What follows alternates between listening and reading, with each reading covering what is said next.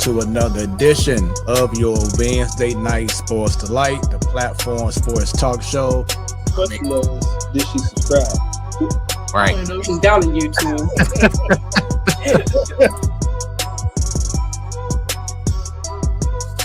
Representing from the Boondocks. What up, Jobo? Hello, what's up? Happy Wednesday. What up? She repping her Hey Sister Soldier look right now. Everybody give it up for Bunny. What's happening, Bunny? What up? Happy hump day. T-Bone, what's going on, brother? I'm back, and I don't know about better than ever, but I'm back.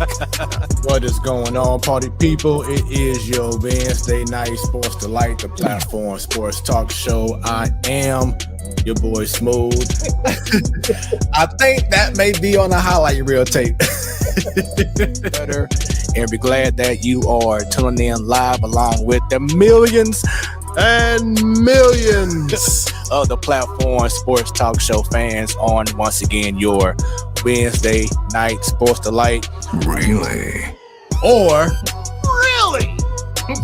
Brinks truck backing up in his driveway with There you go. 97 million. There you go. all you hear is this.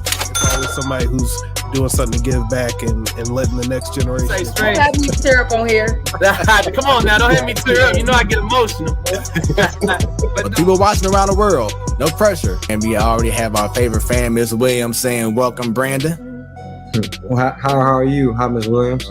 A guy who tried to give it his all and put on for the city, to be truthful. Because like I said, I'm St. Louis die hard. The views of Smooth does not reflect the platform sports talk show or its sponsors.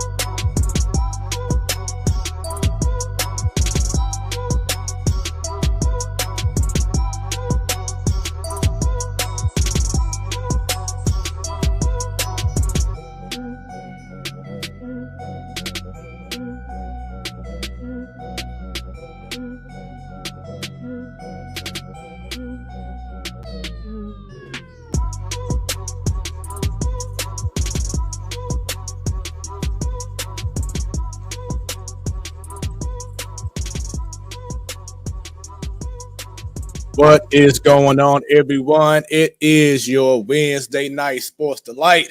It is. There we go. Make sure y'all can see it real good. Right there. It's the Platform Sports Talk Show. I am your boy Smooth. I am back. Feels good to be back. Feel like I ain't seen y'all in a minute. This is February, of course. It is Black History Month. And I'm here, y'all. The Platform Sports Talk Show. Once again, your Wednesday night sports delight. It's a pleasure to be here again amongst the masses. For those watching for the first time, appreciate it. Been doing this show for almost 6 years. It'd be the 6-year anniversary in April. Been so blessed to have so many people to be part of this vision that I had. To all the special guests who have taken time out of their day to be part of the show.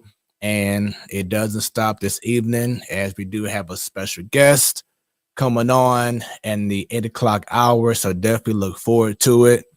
Go ahead right now, leave them comments, leave them shares. Let more people who may not know about the Platform Sports Talk Show, let them know right now on this Wednesday, the 8th, 2023, at the Platform Sports Talk Show, a mainstay for St. Louis and all around the globe, y'all, is here, and we're on live. Hopefully you got the notification on your phone if you subscribe to YouTube that we on and popping right now.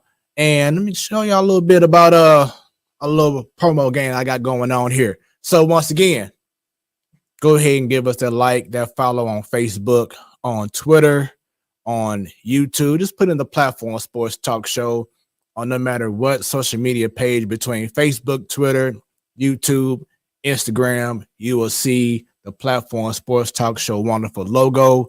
Go ahead and give that follow, that like. Of course, on YouTube, you got to subscribe and click on that bell, because anytime we go live, just like right now, you will be notified. Of course, after this show ends, we will be on Roku. It will be uploaded, crystal clear, HD, beautiful look and everything, because we are some beautiful souls on the Platform Sports Talk Show. We're on a Roku channel. Just simply go to your Roku, go to add channel, and put in the Platform Sports Talk Show. Sports Talk, all one word. And then, of course, show. And we'll be on there. You can see a lot of our shows from the last year. If you're on Facebook or on YouTube, even on Twitter, you'll see years worth of archived great shows. So you'll know that we about this business. We serious with it. We have incredible guests who don't mind opening up and sharing their life stories, because that's what this show is all about. Then, of course, shouts out to the people listening right now on Hot 365 Radio on the app or .com. And we now have a Twitch channel. So twitch.tv/Hot365 Radio. So we keep expanding.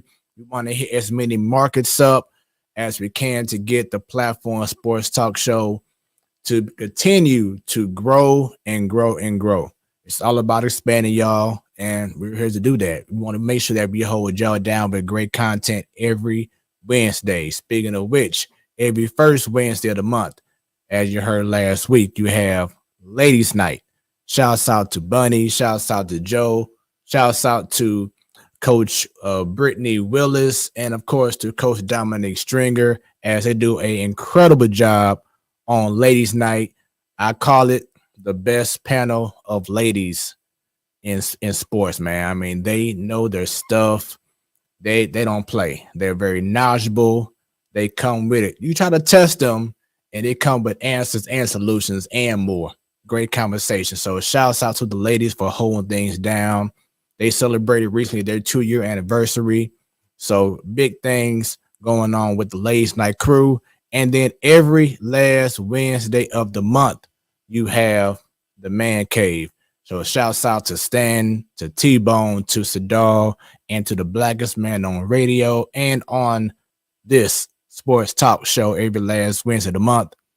Craig Black, the legendary Craig Black. So the fellas, they know their stuff as well. Very knowledgeable. They have their great intense conversations about sports, because I always call sports the ultimate reality show, because it is what it is. But shouts out to, once again, the Ladies Night crew, to the Man Cave crew, and to everyone who is tuned into the Platform Sports Talk Show.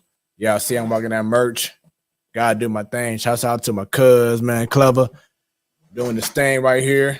The wifey got this for me for Christmas. Got this joint and all white joint.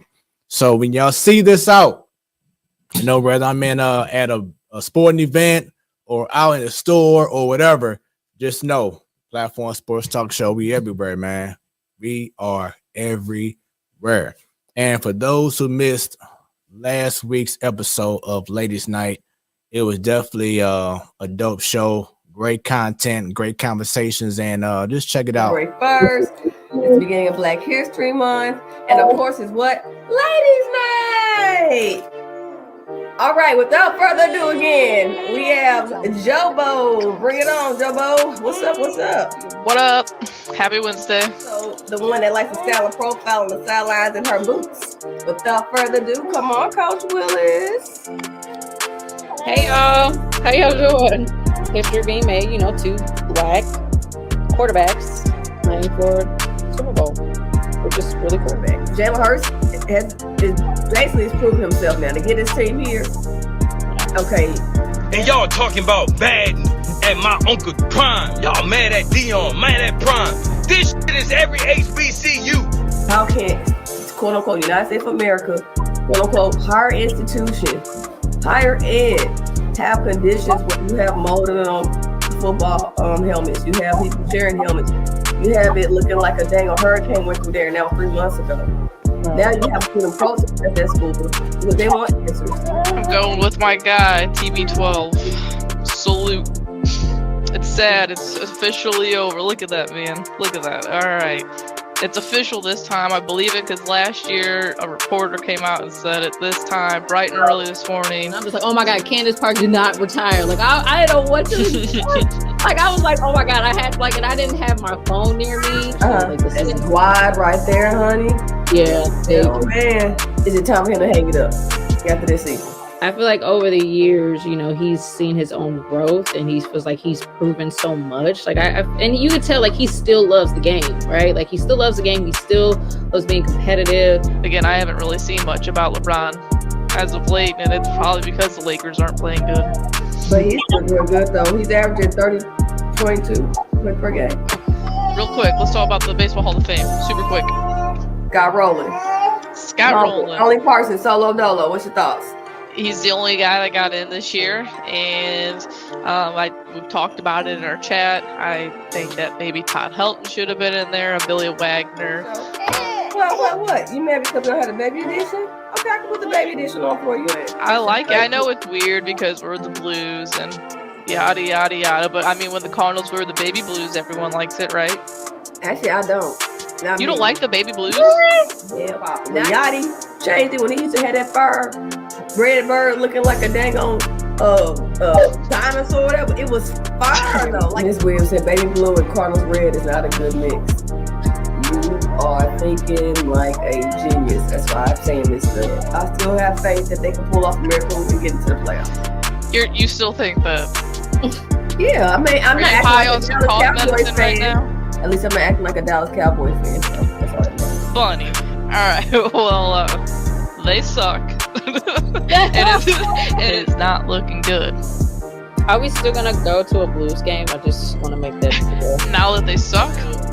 Oh. Yeah, that's a clown jersey. Yeah, buddy. And then it has our last name. That's right though. I like that. Shout out to T-Von. No, he was happy with the 49ers. But I told him that the Eagles were going to win, and who was right? Me. AFC side, the Bengals and Chiefs. I picked the Chiefs, and they pulled it off. It was a damn good game, though. I mean, it literally came down to the last second. So again, football's a hard sport. Like, just saying, I ain't never played the game. I watched it, but it just seemed hard. Like, people who are dogging them in chat, they probably don't know anything about football. Shreds, because of one thing that happened. What's Randall saying? No, T-Bone heard what I just said 2 minutes ago. You tuned in at the right time, T-Bone, because I was talking about your 49ers losing, getting that L. There's things floating around that the NFL's scripting is kind of like the WWE sometimes. Do we believe in that? I mean, I don't know. I don't like that narrative. Like, I just think it just sounds with how shady the NFL is and everyone knows it. Yeah, I can kind of see it being that way. But the slow motion, the standstill camera shows the ref looking right at the play. It's a lot of money involved now. So sometimes I believe stuff gotta go a certain way. What's your Super Bowl predictions though?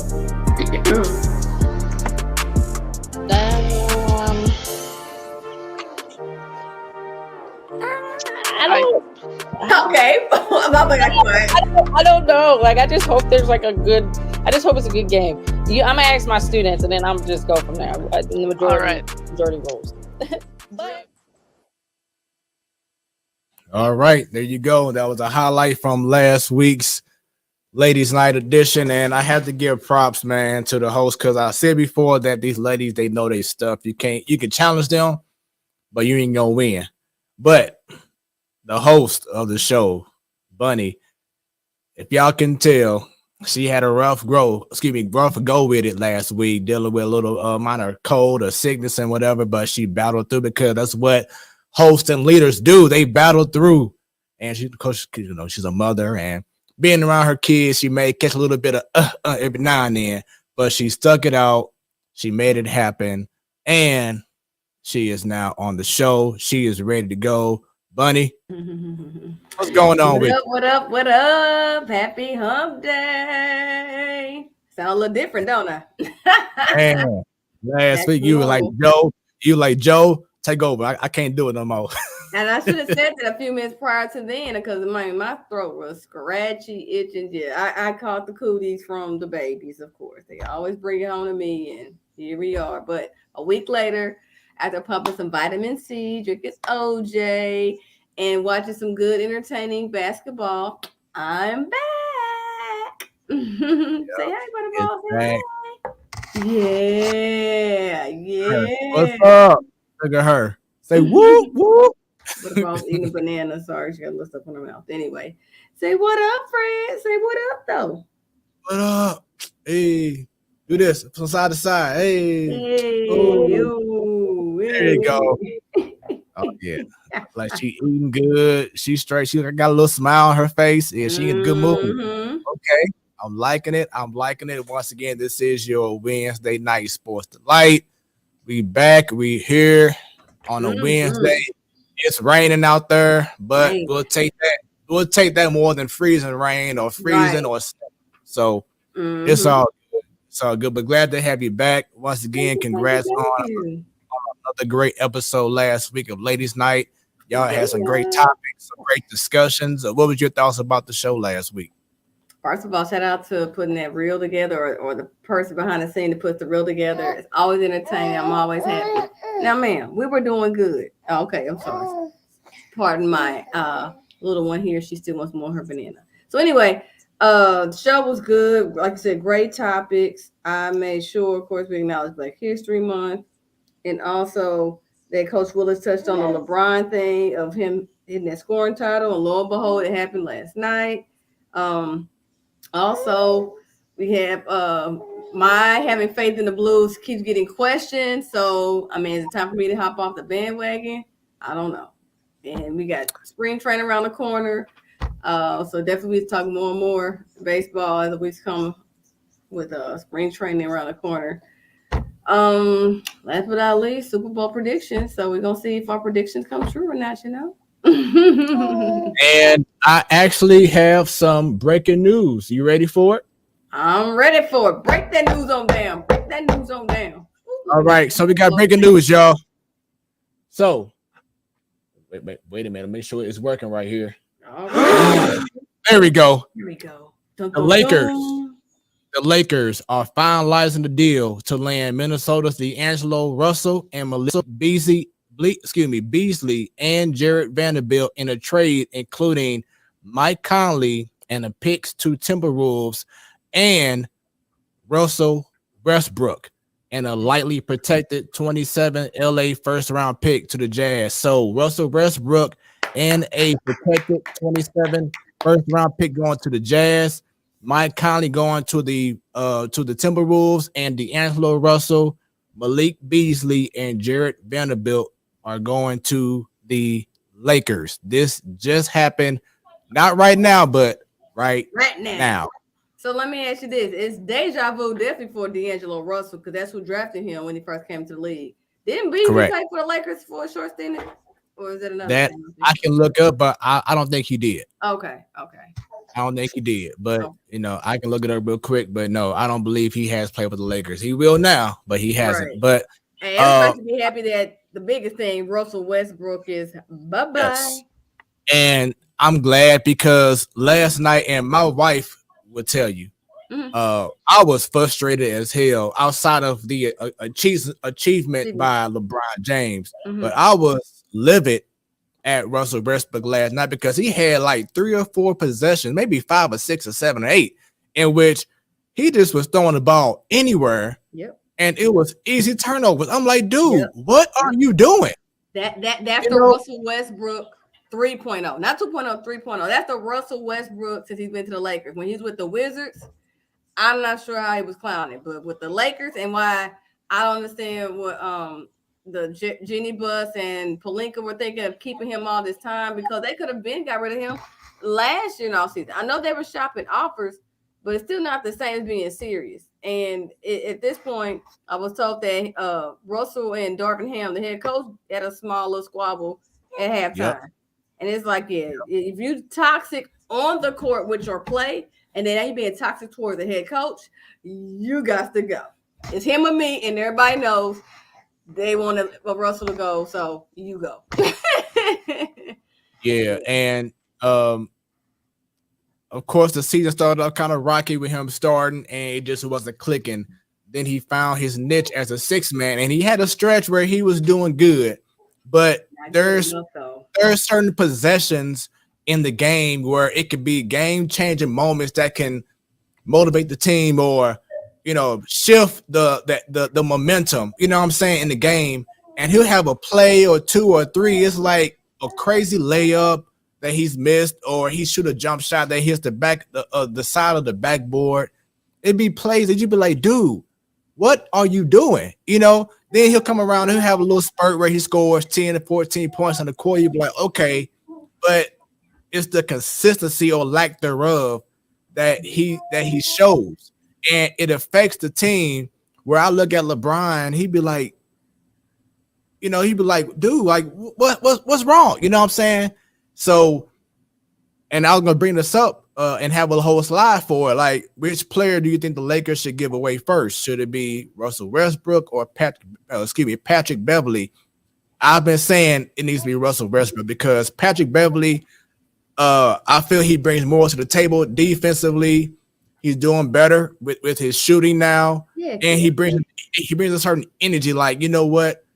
Let's go. I'm that dog. You ain't gonna beat me. Kind of mentality. Where Russell Westbrook is more of that. He's very energetic. He's supportive, but he has those spurts where it's like, dude, what the hell are you doing? Actually, it's more than spurts. I see more the dude, what the hell you doing, more than being a good supporter. Now he has that energy. Like when he step on the court, Russell Westbrook is gonna give you the intensity. He's gonna give you the passion, the fierce competitiveness. He's gonna give that to you, even when he's effing up and throwing up shots. But he's gonna bring that. Right. That's one thing you can't take away from him on that. But everything else that he's supposed to be doing on the court, being a floor leader, and I think what it is over the years, ever since we put the Thunder, he was put in a one position as a point guard, but he's actually not a true point guard. He's a shooting guard. Even though his shot ain't shooting anymore, or shot ain't shotting anymore, but he should have been a point guard. He shouldn't have been a point guard from the jump getting into this league, and especially after the Thunder got rid of him or traded him, I should say, he still should have been moved to a shooting guard position. He's never been a true point guard because he's not that floor leader that you need from a true point guard.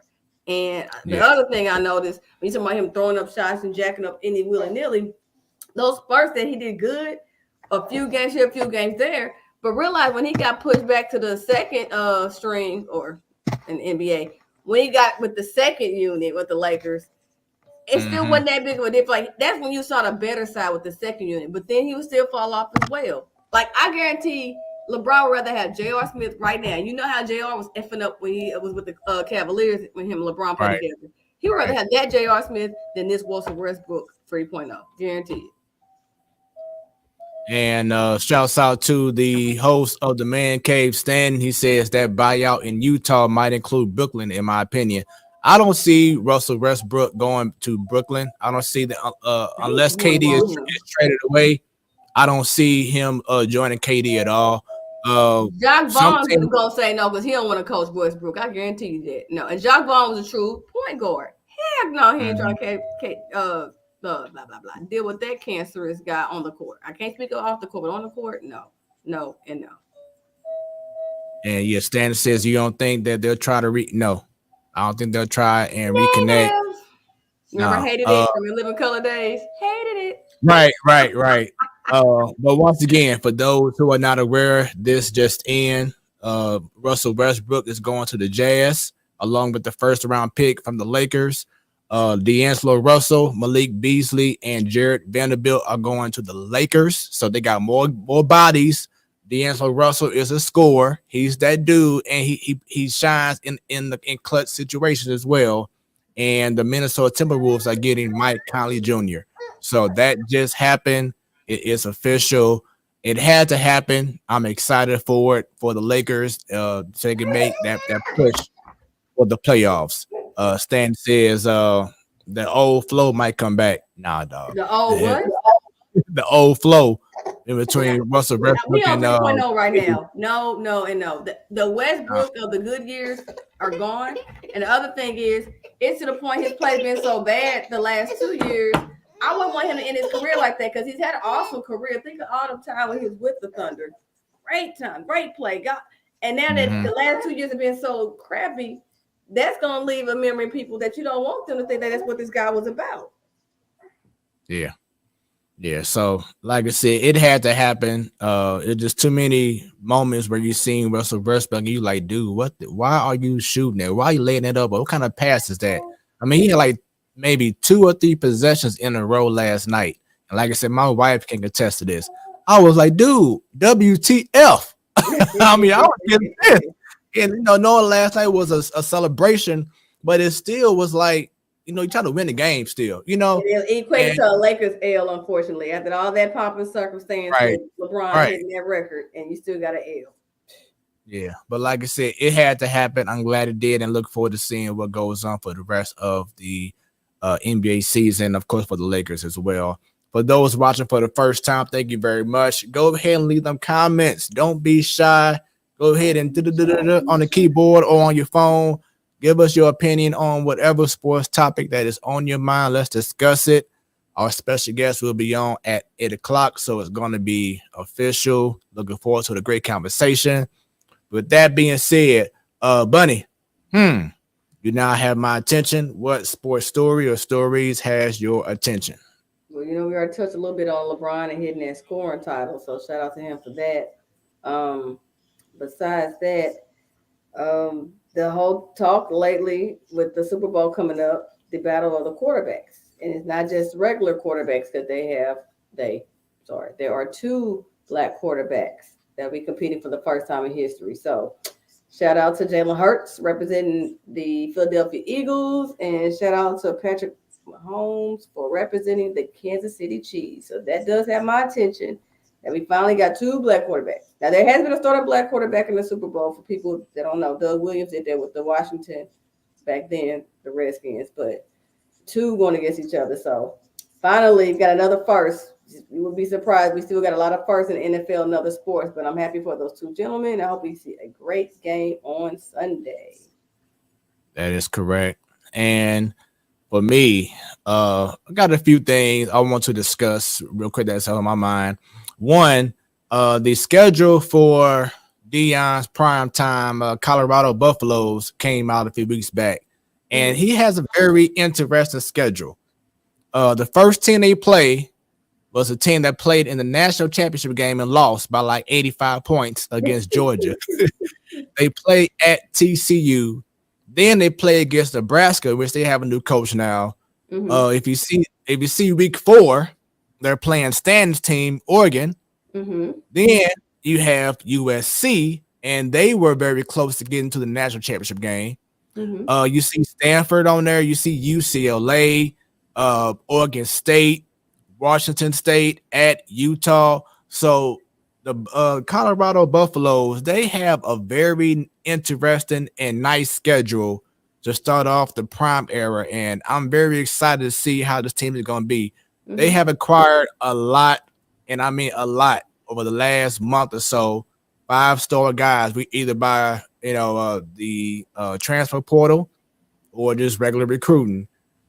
It's a lot of buzz, of course, because prime time is there. It's a video of Lil Wayne, who was showing the tour out there in Colorado. He was impressed, but the buzz is crazy, and I'm just very interested to see how Deion does now in D1, being the Pac-12, and with that schedule that I just brought up.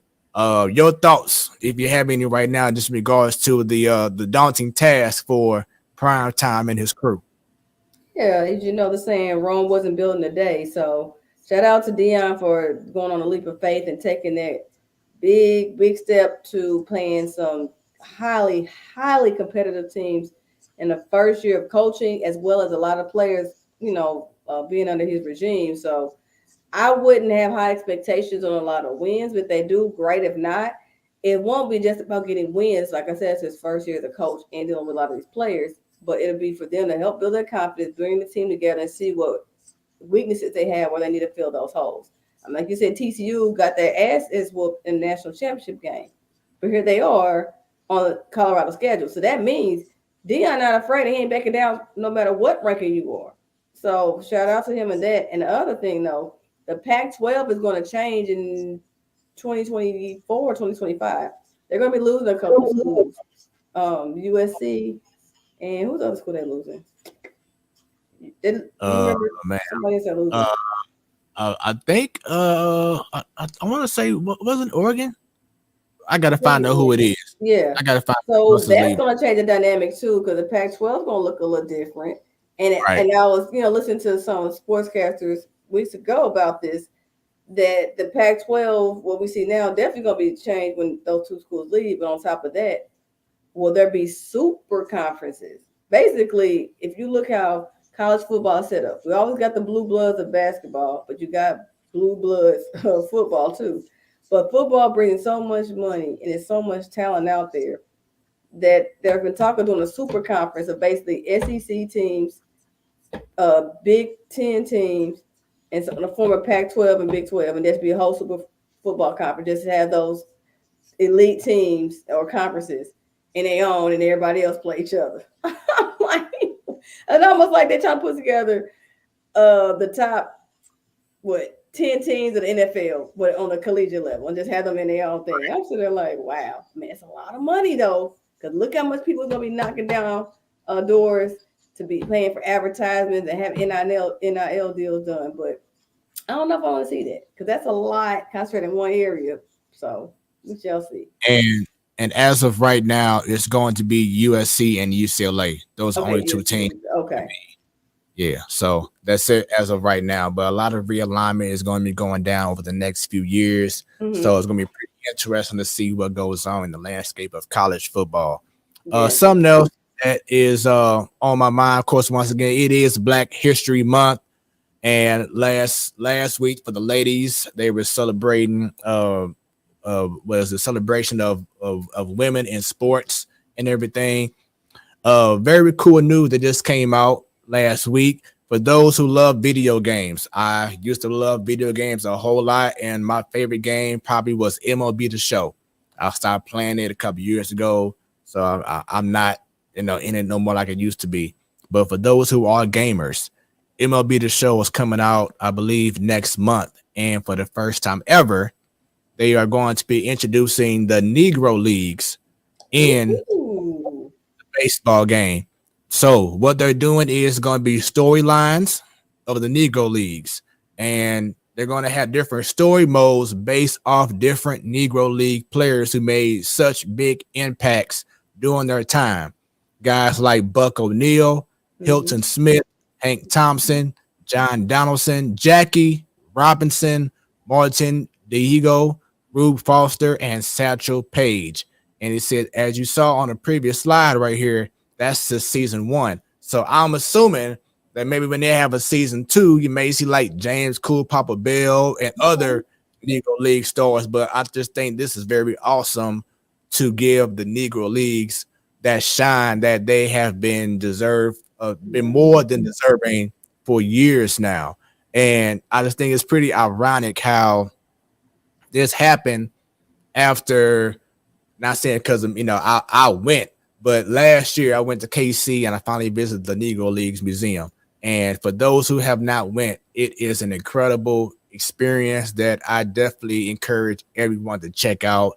The wifey and I went, and baby girl, and it was just a great experience. Took a lot of photos and videos and everything, and it was amazing. But for the Negro Leagues to get their shine on MLB The Show, where youngsters who had no idea about the Negro Leagues, they can now start playing as those players and see how great they were. So shouts out to MLB The Show for doing that. Yeah, that's dope. Yeah, great job for them collaborating with the historians of the Negro Leagues to get these players and put their name out there. And it's been over 100 years since the Negro League started, or right around 100 years. But these are some good names. I've heard of a few of these players, but just to know the next generation will know about it, and it'd be cool including them in the game. Like you said, they're getting their flowers after the fact, but late than never. So shout out to them for doing it, though. That's dope.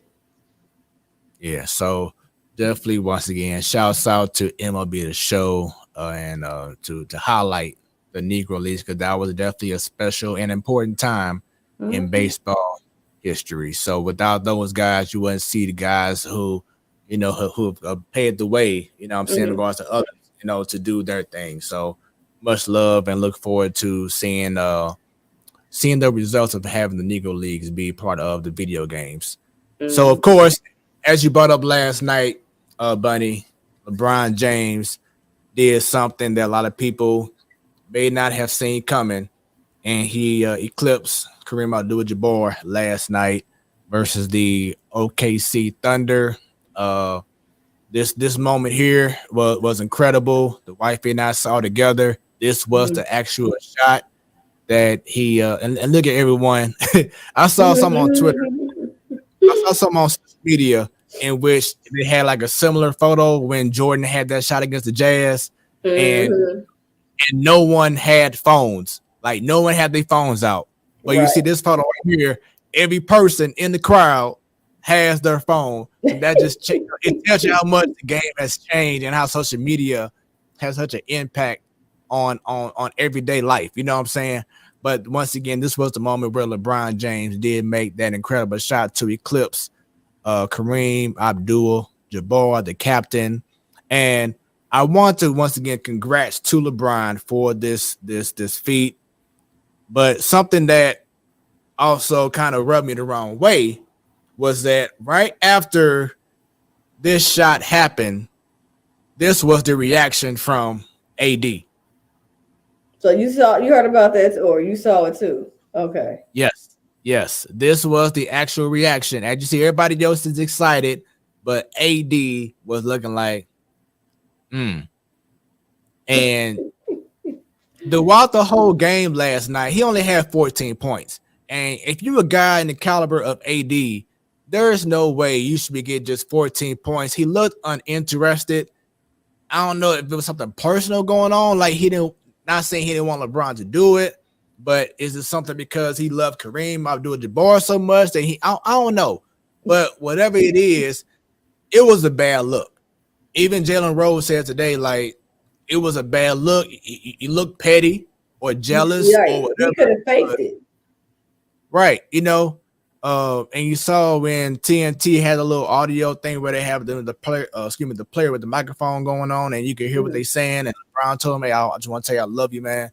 But the reaction I saw from AD, and it's the whole video out, he looked very, very uninterested throughout the whole game, and especially even that moment. And I was like, man, that's pretty messed up, because without LeBron, you wouldn't have won a ring a couple years ago. You know, he wanted you to be here.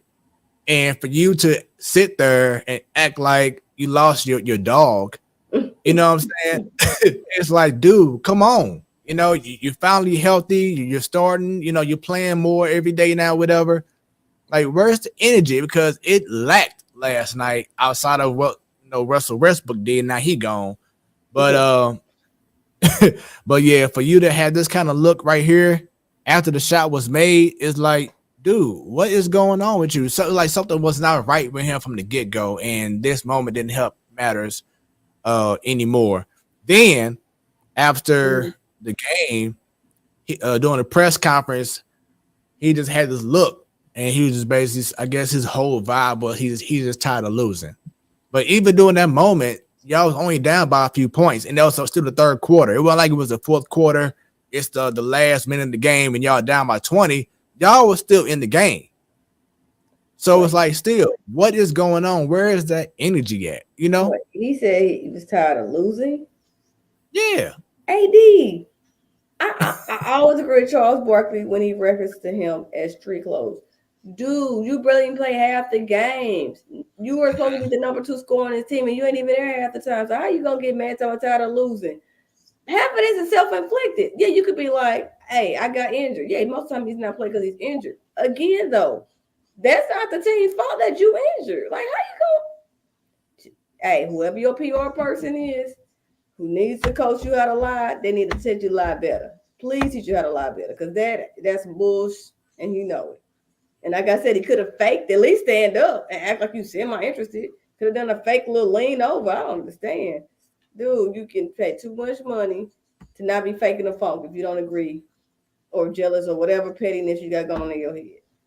I don't understand. I don't understand. Boy, at one time, you know what's crazy? The Lake Show used to be creme de la creme, right? Being a part of the Lakers organization was, quote unquote, like the mecca of NBA basketball, right? So before Kobe got there, we know about the Magic's team, and then Kobe get there and Shaq. I mean, everybody who got on the Lakers, man, you took your time and you did what you had to do to stay there, or you sat there and did your time until they, traded you, whatever. But it was a spot that it was like, oh yeah, I'm on the Lake. Like, it came with swag. It came with a little bit of because you was a part of this organization. But lately, with these suckers on here who come through, watering it down. Now, they're not the only group, because I can tell you when Kobe's last year and a couple years after, the play they had a squad helped water down Lakers' name too. And right now it's still going on. I thought it got better once LeBron agreed to go back. Go to Lakers. And of course, AD get him out there. But they I don't understand, boy. They definitely putting water on this brand of basketball, but Laker basketball. They need to fix this like tomorrow. Not today. I give them a little break, but tomorrow. So word is now that, of course, Utah Jazz more than likely will buy out Russell Westbrook's contract. And sources are saying that the Miami Heat could be a potential destination for Russell Westbrook to go. And actually, I don't mind that at all. Because the system that Miami has, being under Pat Riley and that culture and Eric Spoelstra, I actually like that move more than him, of course, going to Brooklyn or wherever else.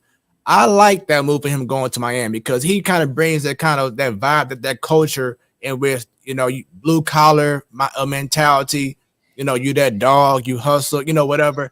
And he's not, he don't have that flashy game like a James Harden, whatever. He's different. I like that type of environment for Russell Westbrook if he goes there. But you like, I don't know. But I like that if he goes there. I got to look at the chemistry on the floor, though. So, granted, if he went to the Heat, Riley don't play that. Riley sticks with his coach, and he got all results and receipts to show it. So, Russell can't do and try to get up on nobody in Miami. Pat Riley ain't going for it. He'll ship you off the next day. He don't care if he had to buy out a contract once he pay him. He does not care.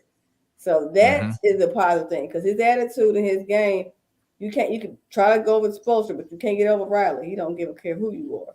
Now, the game, like I said, on the court, if you talking about him playing with the first unit or with the second unit? First unit, him and Jimmy Buckets, please. That chemistry ain't there.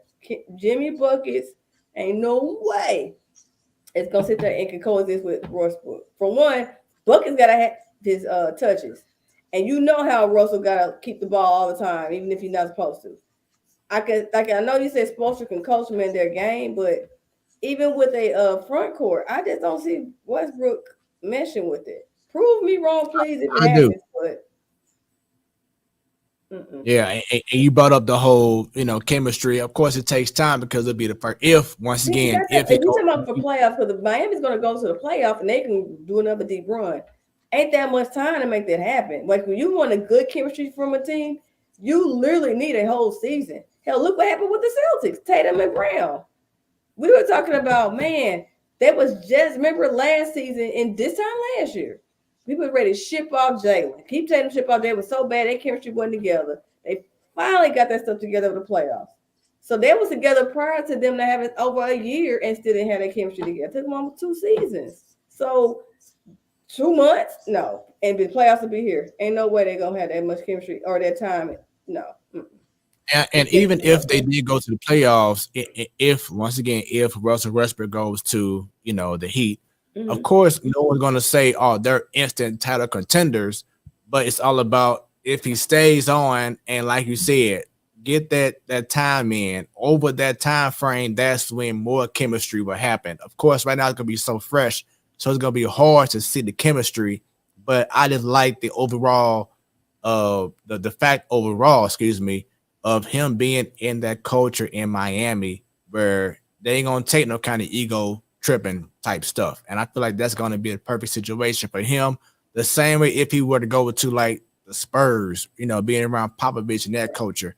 Certain, teams have a certain culture that you have to respect and you have to, say culture on the court or the locker room, because with him going overall, to the Spurs, his game will be stifled under Pop. Pop don't like that type of play how Westbrook. So he may can have on quote unquote discipline for locker room stuff, but not on the court. That ain't part of his game to be doing how Pop style. No. With the Heat, my question is, would Russell enhance what the Heat roster already has? No, he won't. Like when we were talking about earlier, Russell Westbrook and Pat Beverly, which one you get rid of? Yeah, hands down, Russell Westbrook. Pat Beverly brings something still. What is Russ bringing besides turnovers and headaches and facial expressions of WTF? What else is he bringing? I feel you, but like I said, I feel like when you get to a certain team, certain culture, things change, and of course it depends on that player if you want to change, if you really want to win. So if you really want to. If you really want to get to a certain level, it's all about how bad you want it, and are you willing to make that happen and make that change, like MJ says. Mike Jackson. All right, I like that MJ quote, because look at another young squad, Grizzlies. Ja Morant, his other dude in the backcourt. Man, tell me if they're not growing together and they get another year and they can make a good run deep in the playoffs. Not this coming season's playoffs, no, but next year. They how much you want to change for the better, because you got to grow and get better. And Ja Morant's game is on point, but still there's room for improvement for anybody. But you talking about chemistry and keeping it together. Watching the trade deadline is tomorrow. How much is Grizzlies going to be moving people? Slim to none. Why? Because they got a good group. They got that chemistry, and they're young. They want to keep them going. So next year they can get the playoffs and go deep in it. And that's all I'm saying. We know that backcourt has something to prove. Will Westbrook have something to prove if he got on the Grizzlies? No. Will he have something to bring? No. I mean, I again, like I said earlier, I like what he used to be about, the Russell Westbrook. But Russ Westbrook 3.0, I'm just saying, he's to me, for all that he's done this year and last year, he's better off sitting on the bench and get a few minutes in when it's a blowout of the game. And I like the attitude that he's not trying to humble himself for change, like you said, because you're older, you won't expect more, you can demand more, right? You got a lot of years experience, but at the same time, when you're still being stubborn or being stupid, come on now. I don't care how old you are. You don't get to sit there and dictate, I'm going to just do whatever I want F what the coach says. No, he's better off coming off the bench when there's a blowout for whatever team is out there. I tell you. Now when it's a blowout. Then you can't hurt nobody at that point, right? So pretty much you saying he trash. At this point, I'm just saying 3.0. It's no. And I hate that because he had too much talent and just let it go to the wayside. So speaking of chemistry, over the last couple of days, Kyrie Irving got traded over to the Dallas Mavericks. So now he is with Luka Doncic. How do you feel about this trade, and do you feel it's going to pay off for the Mavericks?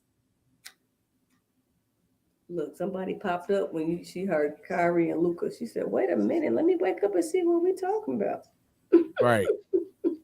So when I got when Kyrie's another guard. Here we go with these guards, man. Why they gotta be so toxic? That I was like, great on court, great talent. It definitely needs to be flourishing even more. But the locker room, So he was on record as saying after he got traded that the Brooklyn Nets weren't transparent enough for him. They're saying they did want him, but they didn't want him. It was just a lot of bad talk about the Brooklyn Nets organization. So I'm thinking like, okay, Kyrie, you've had off-court issues, and let's take away the COVID vaccine. That wasn't his fault. That was the state of New York. Take that out of the equation of him not playing or his issues of he needed some time away. He still has brought some issues off court that affects the team. So I hope that since he got his trade, he's with another set of fans. Somebody probably ain't watch him as much, that he get what he wants. Now I want to see how this is going to work because Luka got to have a ball in his hand. He busting a lot of points. Kyrie got to have a ball in his hand. Is going to bust a lot of points. So I want to see how this works. But as I was told, Luka is very influential, like LeBron, on who gets to play with him. So when that trade was made, probably Luka asked for him when he heard he was available. So I don't know how this is going to turn out. I hope for the better because Kyrie got a lot to show off still, and he's a great player. I just think his stuff in the locker room and off-court stuff overshadows the talent he has. He's been playing in the league at least 10 years, so he still got a lot to prove. It's just, I just hope this works out for him. Now, I don't care if the Mavericks win a championship or not. I'm not, well, let me say that. I do care because shout out to their chief people staff and head of HR and player personnel, St. Louis's own. So I do care if they win. Kalia Collier. Yes. Kalia. I got you. I'm rooting for her. So, yeah, let me take that back. But I do hope that they do go deep in the playoffs with him on there. So, couple things. It's official that we can say that Kyrie Irving is not going to be that guy to win you the championship, meaning that he's not a number one. He's better off being a number two. Because when he won championship with LeBron, he played off of LeBron. But he said he wanted to play as a number one. That's why that's what the reason back then he gave that he wanted that trade. Now looking back, we're like, okay, that was some BS because you've had opportunities to be that guy. I said now it's established that he is better as being the number two guy. That's going to be the way for Dallas to win. Is if he's playing off of Luka. Luka is doing his thing, but then he'll feed off to Kyrie so he can, Luka can take off the pressure from him doing as much, so Kyrie can do his thing as well. That's going to be the only way that this works as of this season, because Kyrie can still leave after the end of the season because there's no extension right now with the Mavericks. I don't see them going far in the playoffs, or should I say to the finals. I see them being competitive, but I don't see them being good enough to go to the finals. Maybe another piece if they make that happen. But I still feel like the best move, in which in this instance, it's not the Lakers' fault, because Brooklyn did not want to trade Kyrie to the Lakers because they knew that's what he wanted. And their relationship, as you've seen from the Kyrie interview and from how things have been with Brooklyn over the last few years now, they haven't been eye to eye. So they wasn't going to please Kyrie by having to go to the team that he wanted to go to. Because if he would have went to the Lakers, I feel like that would have been a better mesh with him, AD, and LeBron. And that would have been like, okay, now it's on. But now he went to the Mavericks. Still a good move for the Mavericks because now Luka has that sidekick.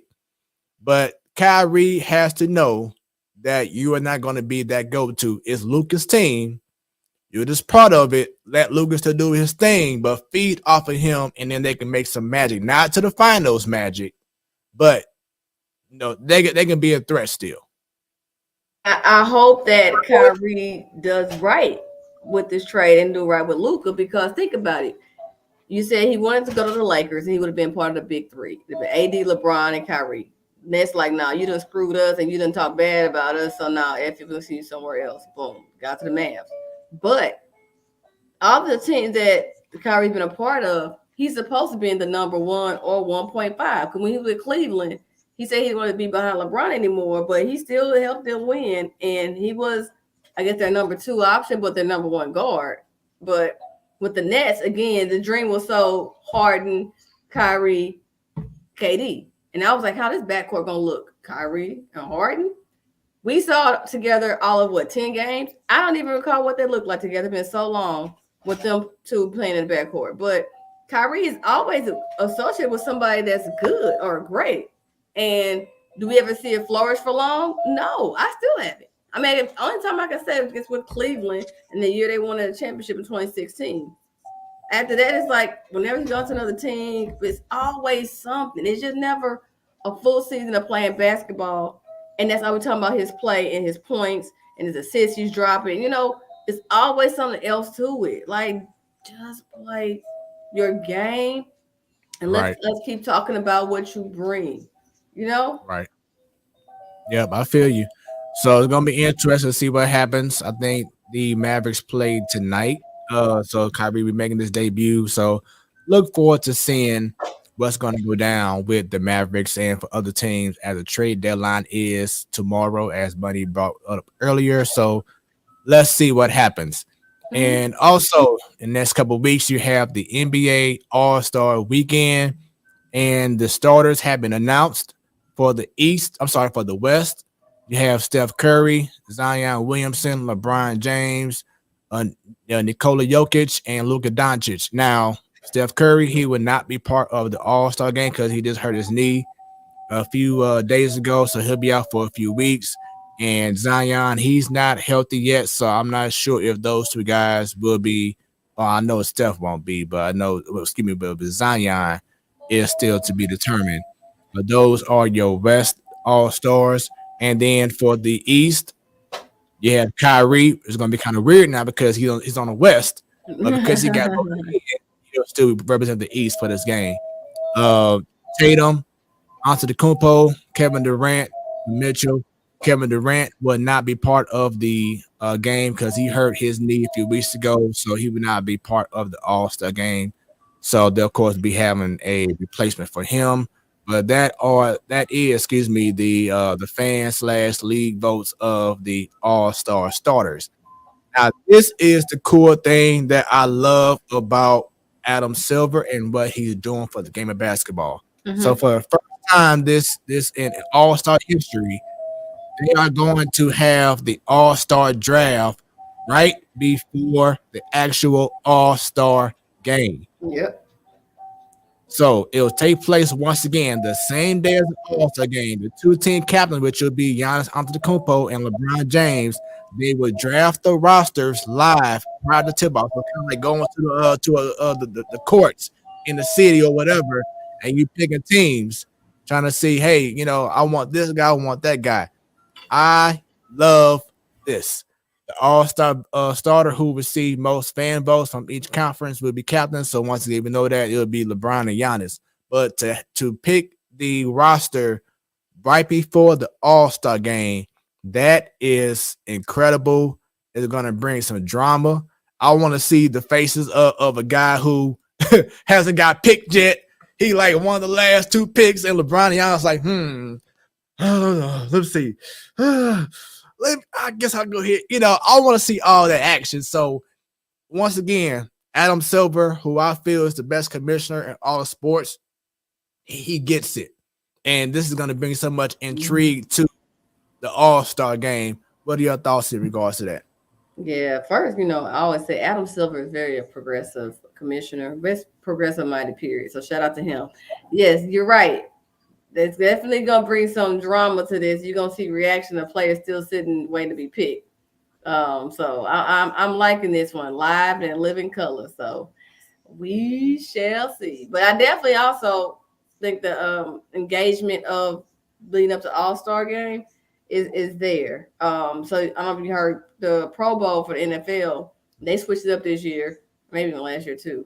Instead of regular contact 11 on 11, they did it flag football style. They said so this year was the very first year they had the flag football. Mm-hmm. And the viewership was up, and people were engaged in it because let's think about it. Some of the All-Star games in the past few years, we knew about the blowouts. We just like, it became whack. And when the NBA got ahead of it, they tweaked it when they started saying, okay, the first 3 quarters, that counts, and the fourth quarter is almost like a reset.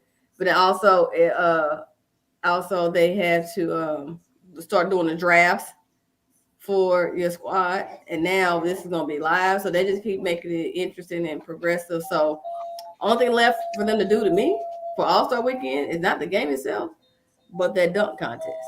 I still say if you got a rookie contract and you are in the top 10 rookies that people vote, you need to be in the dunk contest. Of course, at the beginning of the year, the people, I think they'll be in the dunk contest, but at least by the Christmas break, hey, y'all top 10 rookies, y'all better get ready to start working your dunks. You're going to be in the All-Star game, dunk contest or something, because that's the only thing that's just gotten so watered down that's uninteresting lately.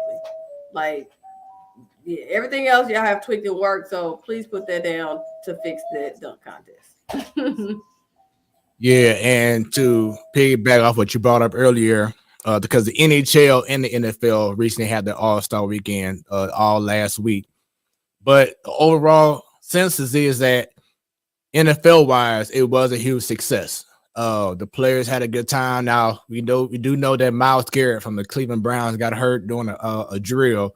But, I mean, something like that, that's just a freak thing. You know what I'm saying?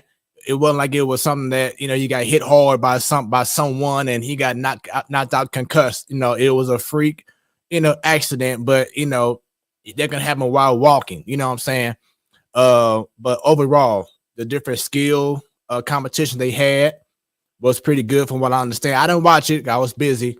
But from what I understand, it was a lot of good feedback in regards to all the festivities, all the competitions, and having Eli and Peyton as the coaches for, Eli coached one team, Peyton coached the other team, and, the flag football game and everything. I'm hearing that was good. So it's just good for the NFL to hear good results, because for the last couple of years, all you heard about the Pro Bowl was waste of time. Like, these guys, you could tell they are not in it. They don't care, whatever it is. So from what I'm understanding, a lot of good news, good report from the NFL in regards to the All-Star weekend. In regards to hockey, the skill competition, I like it. It's very innovative. They have fun with it. My only thing about hockey is, of course, you have the 4 different divisions. You have 2 divisions that'll face off in the first period. Then the other 2 divisions face off in the second period. Then the third period is the winner of the first period and the winner of the second period. My only issue about hockey, Bunny, is that they play this 3-on-3 style.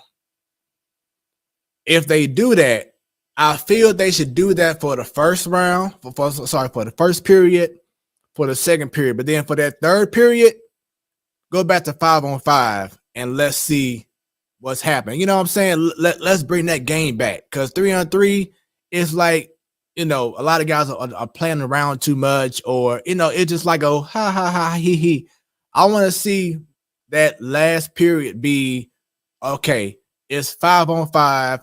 It don't even have to be two defensemen you know how it normally is in hockey. We have a forward, a center, 2 forwards, a center, and 2 defensemen. It don't even have to be defensemen. Just have 5 guys.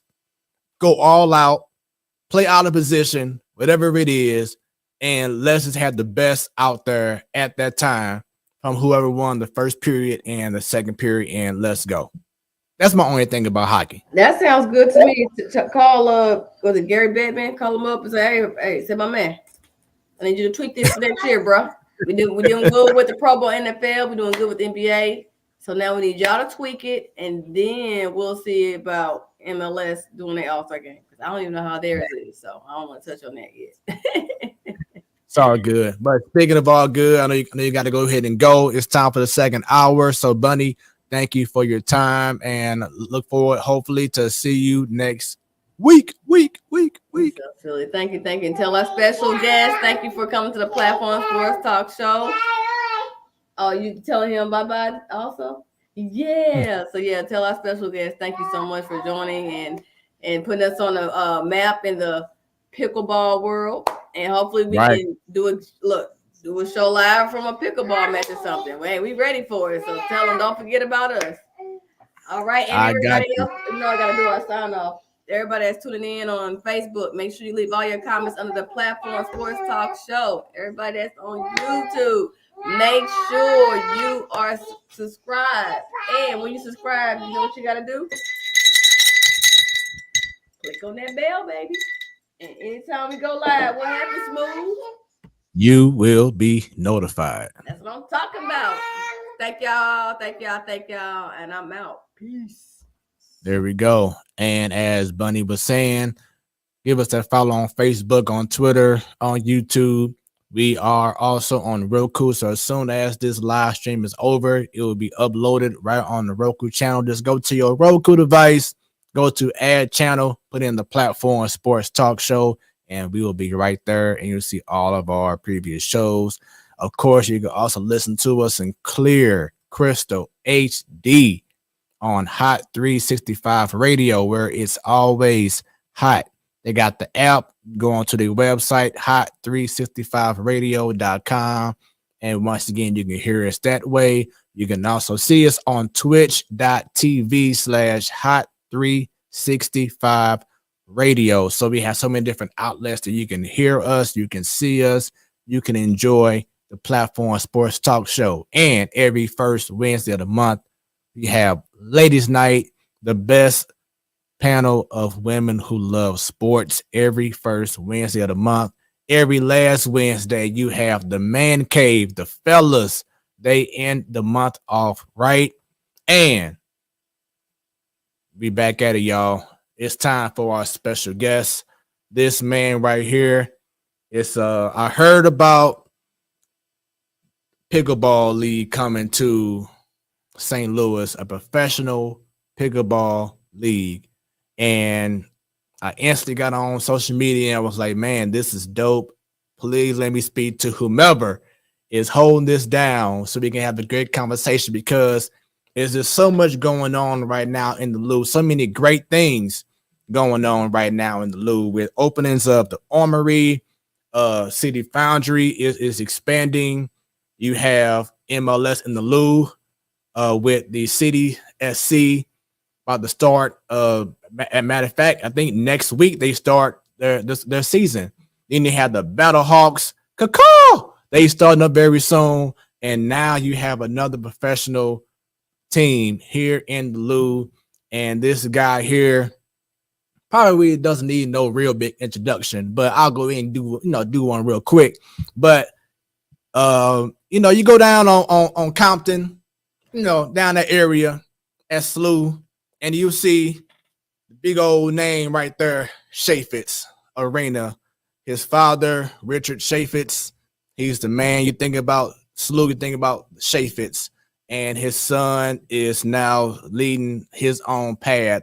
He's doing his own thing, and he starts something fresh, bringing new energy from a different perspective by bringing in pickleball. And it's an honor and a pleasure to now have on the Platform Sports Talk Show. Hopefully it won't be the last time. Hopefully be many more times that we can connect and do special things with him on the Platform Sports Talk Show. But everyone, go ahead and go ahead and get them shares going. Let's get more people tuned in right now as we all show love to our special guest, Mr. Ross Chaifetz. Ross, how you doing? I'm good, man. Appreciate you having me here. I've been excited about this. Man, it's definitely a pleasure. This man is the owner. This man is the vice chairman. This man is doing it all right now for the St. Louis Shock pickleball team, the professional pickleball team here in the Lou. Once again, it is a pleasure, and thank you for taking time out of your day. I know you're on the East Coast right now. You're in a nice little room I see in the backdrop. So you chilling right now, huh? No, I'm actually out in Chicago. Okay. In the same region as you to some extent. Got you. Well, once again, it's a pleasure to have you on the show. One of the first questions that we love to ask our special guests as we get things started with this wonderful interview is, when will you say that you first fell in love with sports? Oh, I mean, as early as I can remember. I mean, I grew up a competitive guy. You know, first sport I probably ever played was soccer when I was maybe 3 or 4 years old. But, man, I played a little bit of everything in my day: soccer, basketball, baseball, football. I grew up playing competitive lacrosse. I was an All-American in high school, so that was the game that I ultimately fell in love with. It was a tricky situation because lacrosse is a spring sport, so I had to choose that over some of my other favorites. You know, basketball season, you know, was impeding in the spring. We had baseball, golf, all that kind of stuff. But lacrosse is what I ran with. I played it all through middle school and high school. Played a little bit in college. Played club. But now, you know, obviously, as you're aware, I'm a huge Billikens fan. I'm all in on SLU basketball. And now pickleball, we got something exciting going here. It's sweeping the nation, fastest growing sport in the nation. So we're excited about it, and just about everybody we talk to is excited about it. But, you know, I've loved sports ever since I was a kid. I love anything competitive. It's just in my nature. Okay, so you pretty much, you know, well-rounded sports guy. So would you say that lacrosse is your go-to sport, or is there a different sport that you would say is your favorite, that you love to play? In terms of watching, it's basketball by far. I think basketball, until pickleball, basketball, I think, you know, has the most action. It's somewhat nonstop to a certain extent. And look, I got my team. I love SLU. I love being there. I know each of the players and the staff members on a very personal level. And when you have that personal connection, you know, it makes your affiliation to that sport and that team that much deeper. So, you know, I got to go with basketball in terms of my collegiate sport for sure. Nice. So you see yourself now. How would you rate your game as an athlete, whether it was basketball or lacrosse or any other sport that you play? How would you rate your own self as a young athlete? I got to say I'm pretty athletic. I mean, it depends on the sport. You know, I grew up a good lacrosse player. I was pretty quick to get good at just about every sport I played. Getting great is a whole different story. I recently picked up skiing. You know, I don't know to what extent that's considered a sport, but I'm pretty good to pick stuff up. I got good hand-eye, good balance, decent muscle tone. So yeah, I like to think I'm a bit good at just about everything I try. Okay. So pretty much you be you know, you be seeing yourself in the mirror, you be like, see myself in the mirror doing this, and I'm like, really? Exactly, something like that. Unless I'm on the golf course, then it's totally different. I'm not good at golf. See you like this. Really? Exactly. That's what other people are saying when I'm taking a stroke at the ball. Get down, boy. I love it. So, gotta ask you the most St. Louis question there is, and what high school did you go to? So I grew up in north side of Chicago here. I went to Lake Forest High School, which is a public high school here in Chicago. That's where I played most of the sports I mentioned, including lacrosse. And then I actually went out to Ohio for college. I went to Miami University, which is in a small town in Oxford, Ohio. But look, you know, my affiliation to St. Louis is strong. I almost feel like I grew up there. But no, born and raised in Chicago, spent a lot of time in St. Louis, as you know, primarily related to our efforts, with SLU, the basketball team, of course. But, we recently named the business school in the last couple of years. We made a couple investments in the community. So St. Louis does feel like, my second home at this point.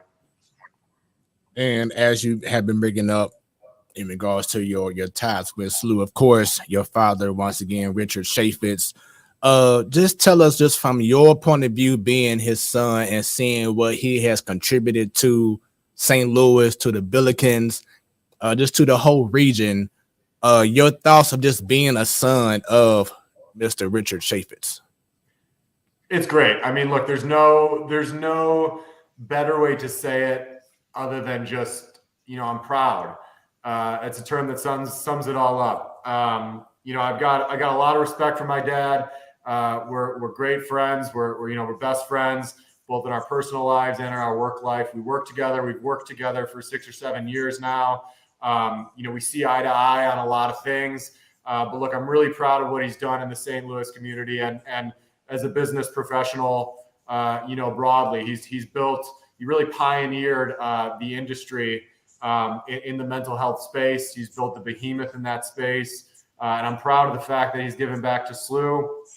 As the story goes, my dad was threatened to get kicked out of school for not paying his tuition at the time. And he went to, the bursar's office, the president's office, and, asked them to give him a shot and told him he'd pay him back in a big way one day. And they looked at this little kid, and, 18-year-old kid at the time, and said, yeah, right, no way in hell, but they took a shot. And, 20, 30 years later, my dad has given back, to the tune of $30 million to the school itself. And, what's great about St. Louis as a community and SLU as a school is the amount of appreciation we feel.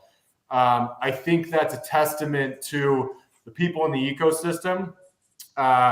In other cities, you do things like that and you get lost in the mix. There's not as much appreciation, but St. Louis is a very tightly knit community. People feel the impact of contributions like that. And, I can't tell you how good it feels everywhere we go, whether it's a basketball game, in the business community, even just going out to dinner. Folks recognize my dad. It feels good for him. They thank him. Many people personally feel his impact, whether it's students at SLU going to the business school, folks whose businesses we've invested in, or even just, the average community member who's been to a basketball game. If you've been to Chaifetz Arena, you understand it truly is one of the best arenas in college sports. And so to feel that impact all across the community and all across the collegiate landscape, makes me proud. And to have a solid relationship with my dad, makes it feel even better. That's awesome, man. I went to a game last week. It was against VCU. Unfortunately, SLU lost that game. But the wifey and I, we was there. We had seats pretty much at half court, just a few rows off the floor. But, I mean, it's truly not a bad seat at Chaifetz Arena. And that's what I love about the arena is it gives you that intimate setting where it's like the fans can feel over you and they're right there in the action. So definitely shouts out to the vision that y'all put forth into the arena and making it feel like there is a true home advantage. What are your thoughts right now in regards to the men's basketball team? I know me personally, I was expecting a bigger and better season than what they're having right now. I thought they'll come out a lot better than what they had. Looks like they can have a little bit of struggles here and there. Of course, you have Yuri Collins doing incredible. I think he's the best point guard in America. But overall, what are your thoughts in regards to the Chaifetz Arena as a whole and then the Billikens basketball team? Well, look, let me start with the arena.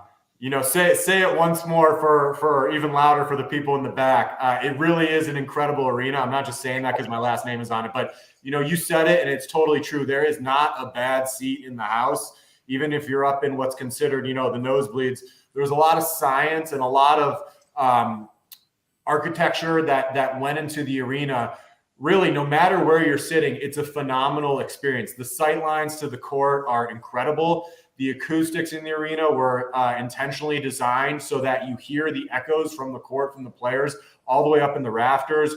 We recently redid the billboards and all the jumbotrons in the corners of the arena over the last couple of years. So If you haven't been, it's really, really a phenomenal experience.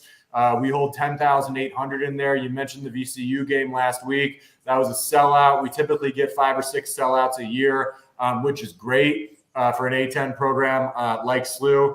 It's funny. Most people don't know this, but Chaifetz Arena 5 or 6 years back was named the #1 arena in the world under 12,000 seats by many very sophisticated editorials. And that's not just college basketball arenas. That's arenas, period, in the world. #1 arena under 12,000 people. So it really is a phenomenal experience. If you haven't been to a game, no excuses. It's a ton of fun.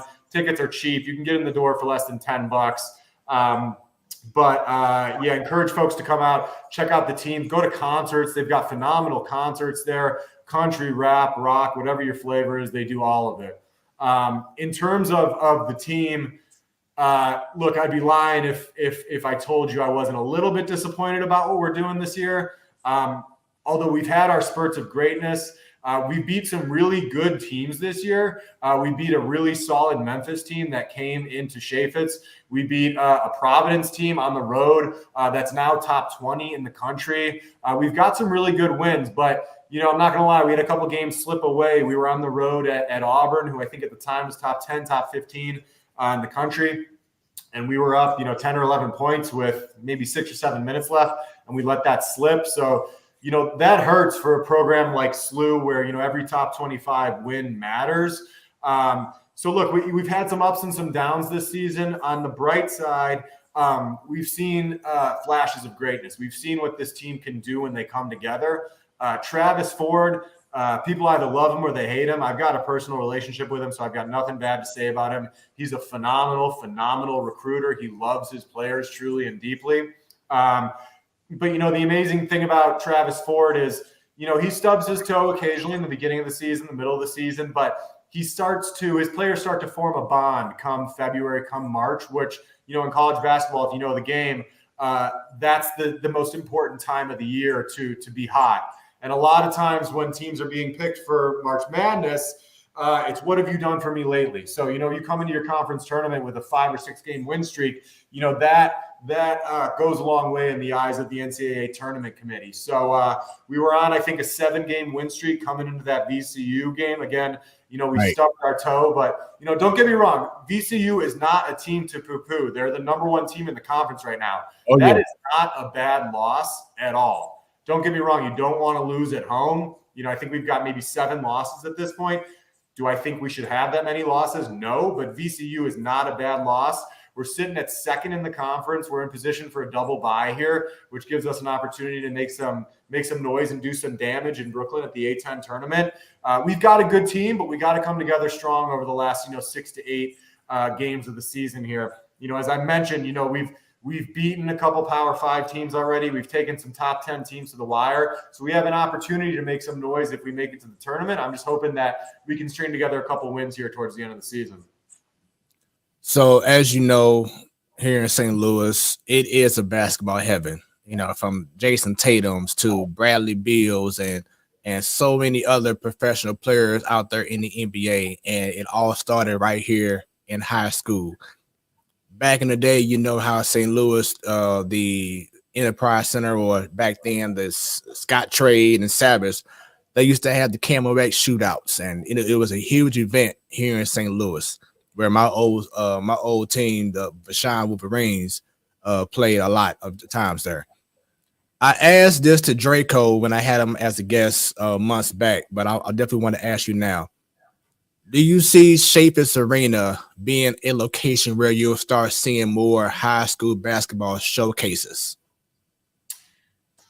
I think there's definitely an opportunity for that. Again, St. Louis produces a ton of talent, not just in basketball, but football. I mean, there's elite top 100 kids in the country in both basketball and football coming out of St. Louis. And to your point, a lot of these guys have made some noise and gone pro. You mentioned Brad Beal, you mentioned Jason Tatum. Now we got Jordan Goodwin in the NBA. I mean, there's real talent coming out of St. Louis and showing what they got at the NBA level. Do I think we have an opportunity to showcase high school talent at SLU? Yes, I do. I think, where they get nervous is about potential conflict of interest when you think about a local Division I school who's likely recruiting a lot of these kids in their backyard, hosting a showcase. Now, if you broaden it to include, the EYBL circuit more broadly, I think you start to solve for that issue. But, of course, the more talent we can get in Chaifetz Arena, the better. And that's not just at the high school level, that's at the Division I level. That's at, potential amateur and maybe even professional level one day. The more talent, the better across basketball, across all sports, period. But St. Louis is a hotbed, not just for basketball, but for football, soccer, baseball. There's a lot of talent in this city. And we're just trying to keep everybody home. And to the extent we could have showcases in our backyard, I think that can help. And I'm glad that you brought that up earlier, because I'm thinking about like the big three, Ice Cube's league.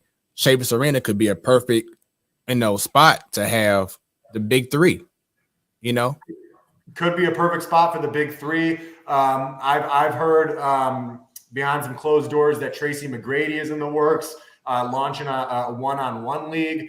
That could be interesting. I mean, the opportunity St. Louis has is, as we know, there's no NBA team, but there's a huge desire for basketball. Selfishly, I kind of want SLU to remain the only show in town because that helps them in terms of ticket sales, eyeballs, marketing opportunities, etc.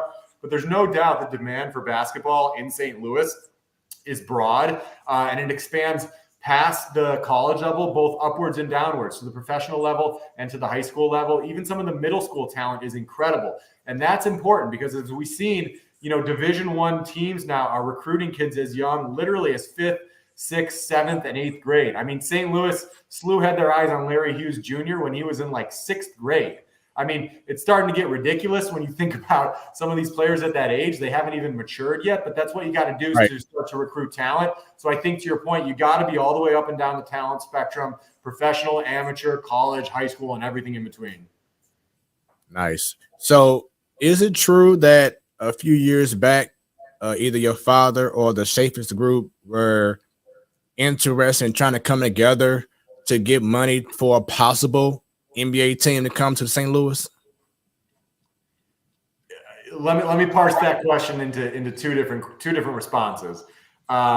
Look, we want to own a professional sports team. We've wanted to own a basketball team for a couple of years now. We've been very, very close on a couple opportunities. You can read about it in the press. It's challenging to get these deals done. They are big deals. They are complex deals. They are political deals. We want to own an NBA franchise. That being said, when you think about these opportunities, you can't be as picky as you'd like. There's only 30 or 32 franchises. It's difficult to pick your market. These things don't come up for sale very often. When they do, you got to pounce. So you're lucky if you can get an opportunity to buy a team that's in your backyard or in your preferred market. We've been close, and we hope we'll get there one day. On St. Louis in particular, I can't necessarily comment at this point on an effort to bring the NBA to St. Louis. I think it'd be a phenomenal market. As I mentioned, the demand is there. There's a ton of professional talent that has come out of the city that has either had their day in the NBA and had phenomenal franchise experience. There's also guys now who are really leading the charge in the next wave of NBA All-Stars who are from St. Louis. They've spoken loud and clear about how they think St. Louis would be a phenomenal market. So would love to bring an NBA team to the city. It's a challenge, but given the opportunity, given the chance, have no doubt we would do everything we could to make that happen. So it is safe to say that you feel St. Louis could hold a hockey team, baseball team, soccer team, the XFL professional football team, and an NBA team. You feel confident that we could hold all those sports down at the same time? Well, look, the interesting thing about St. Louis is, and this isn't true about many other cities, but in St. Louis, if you're a Blues fan, you're likely a Cardinals fan. You're likely a Billikens fan. You're going to be a City SC fan. You know what I mean? You're typically a fan of every single sport in your city. You don't necessarily pick and choose. And I'm in Chicago here, and there's a lot of conflict when it comes to sports fandom. You might be a Bears fan, but you might not be a Cubs fan. You might be a Hawks fan. You might not be a Bulls fan. And that's one thing that's unique about the city of St. Louis is I think that there's I almost view the sports market as a little bit of a Venn diagram where each team has their own unique fan bases, but there's a lot of crossover in the center. And I think given the opportunity to bring an NBA St. Louis to St. Louis, no doubt in my mind we'd be able to pull from existing fan bases and not necessarily hurt those fan bases, but help one another out. Nice. Well, I'm definitely pulling for an NBA team. I think that St. Louis would definitely rally behind having a NBA team here in the Lou. I think it'd be very well supported. I remember the times where we used to have exhibition games downtown. You know, I used to go to Bulls games when it was here. The first time I ever met Shaq and Kobe when they played, the Lakers played here in the Lou years back, over 10, 15 years ago. But it'd just be good to have that NBA back. And of course, to have Tatum and Bill and, like you said, Goodwin and whomever else representing the Lou, it's going to be a flurry more on the way very soon. It'll be good to see the NBA have a home here in the Lou. So hopefully things can definitely pan out. Once again, this is the Platform Sports Talk Show. I am your boy Smooth, and we have a special guest. Ross Chaifetz. Tell me who you are. There you go. All right, we got it now. So we do it again later on, and then, you know, boom, we're going to be right there with it. But yes, this is incredible. I didn't know. I thought you were going to hit that audio button again and give me some shot there. Maybe next time. I got you. All right. So let's get right into the main reason why I want to bring you on, and that's pickleball. What is it about pickleball that got your attention and made you want to take that step in regards to starting the St. Louis shop? Well, look, it's the fastest growing sport in the country, which most people don't realize. Pickleball has been around since the 1960s. It was started by a couple teenagers who were bored in their backyard on vacation, but it kind of laid dormant until the late 2010s. And it was the pandemic that was the massive accelerant for pickleball. As I mentioned, it exploded during 2020, 2021, because it was a game that you could play in a very small proximity of space. It was very cheap to access, and it was applicable to all ages. So think about a scenario where there's a worldwide pandemic going on. You're locked in your house. You can't see anybody but your family. You got some teenagers. Maybe you got a 5 or 6 year old. You got the parents around. You got grandma and grandpa. Pickleball is something that everybody can play. You can play literally in your basement. You can play in your backyard. It's incredibly social. The game itself is much more accessible than some of its, comps such as tennis. It's a social game. What's interesting about pickle is, as I mentioned, you can play as young as 5. You can play as old as, folks in their 80s, 90s, even if you're 100. And talent levels are relatively synonymous. A 5-year-old can play with a 40-year-old. 40-year-old can play with a 90-year-old, and vice versa. Pickleball, because of its explosion over the last couple of years, as we talked about earlier, we have a private investment firm, and we do our best to track trends across all industries and all sectors. But, we have a clear passion for sports. And as we observe this thing really exploding over the last couple of years in particular, we were having really in-depth conversations about how do we play this sport from an investment perspective. And over the last, year to 18 months, the league, MLP, Major League Pickleball, has sold a series of franchises. And the attention they've gotten, those sales of franchises, is incredible. You may not know this, but the list of owners outside of us being the newest owner is phenomenal. You've got Mark Cuban from the Mavericks. You've got Mark Lazary, who owns the Bucks. You've got LeBron James. You've got Kevin Durant. You've got Naomi Osaka. You've got Larry Fitzgerald. You got Kygo. You got Tom Brady. The list just goes on and on and on. It's really incredible. So the brand power of this league, the visibility, combined with the accessibility of the sport, and the fact that 40 million people across the U.S. played this in the last year, we're looking at this thing and thinking there is a massive opportunity here. So we've been in touch with the league for 6 or 7 months leading up to the point at which we were awarded our team. And we did everything we could to sell ourselves, sell the community, and put ourselves in pole position to win the bid. We were offered an opportunity the first week of January here to bid on the final 2 teams that were going to be awarded. They had 70 to 80 bids. for 2 teams. And we went all in, not only on ourselves as investors and potential owners and community members, but on St. Louis. And St. Louis is a phenomenal market for pickleball. I can tell you more about why, but that's kind of the quick story of our observation of the sport, its growth, and why we were interested here. And I have to say that I am also a big fan of pickleball. My wife and I, we would go to the park, take a walk, and I love tennis also. My mom also loves tennis as well.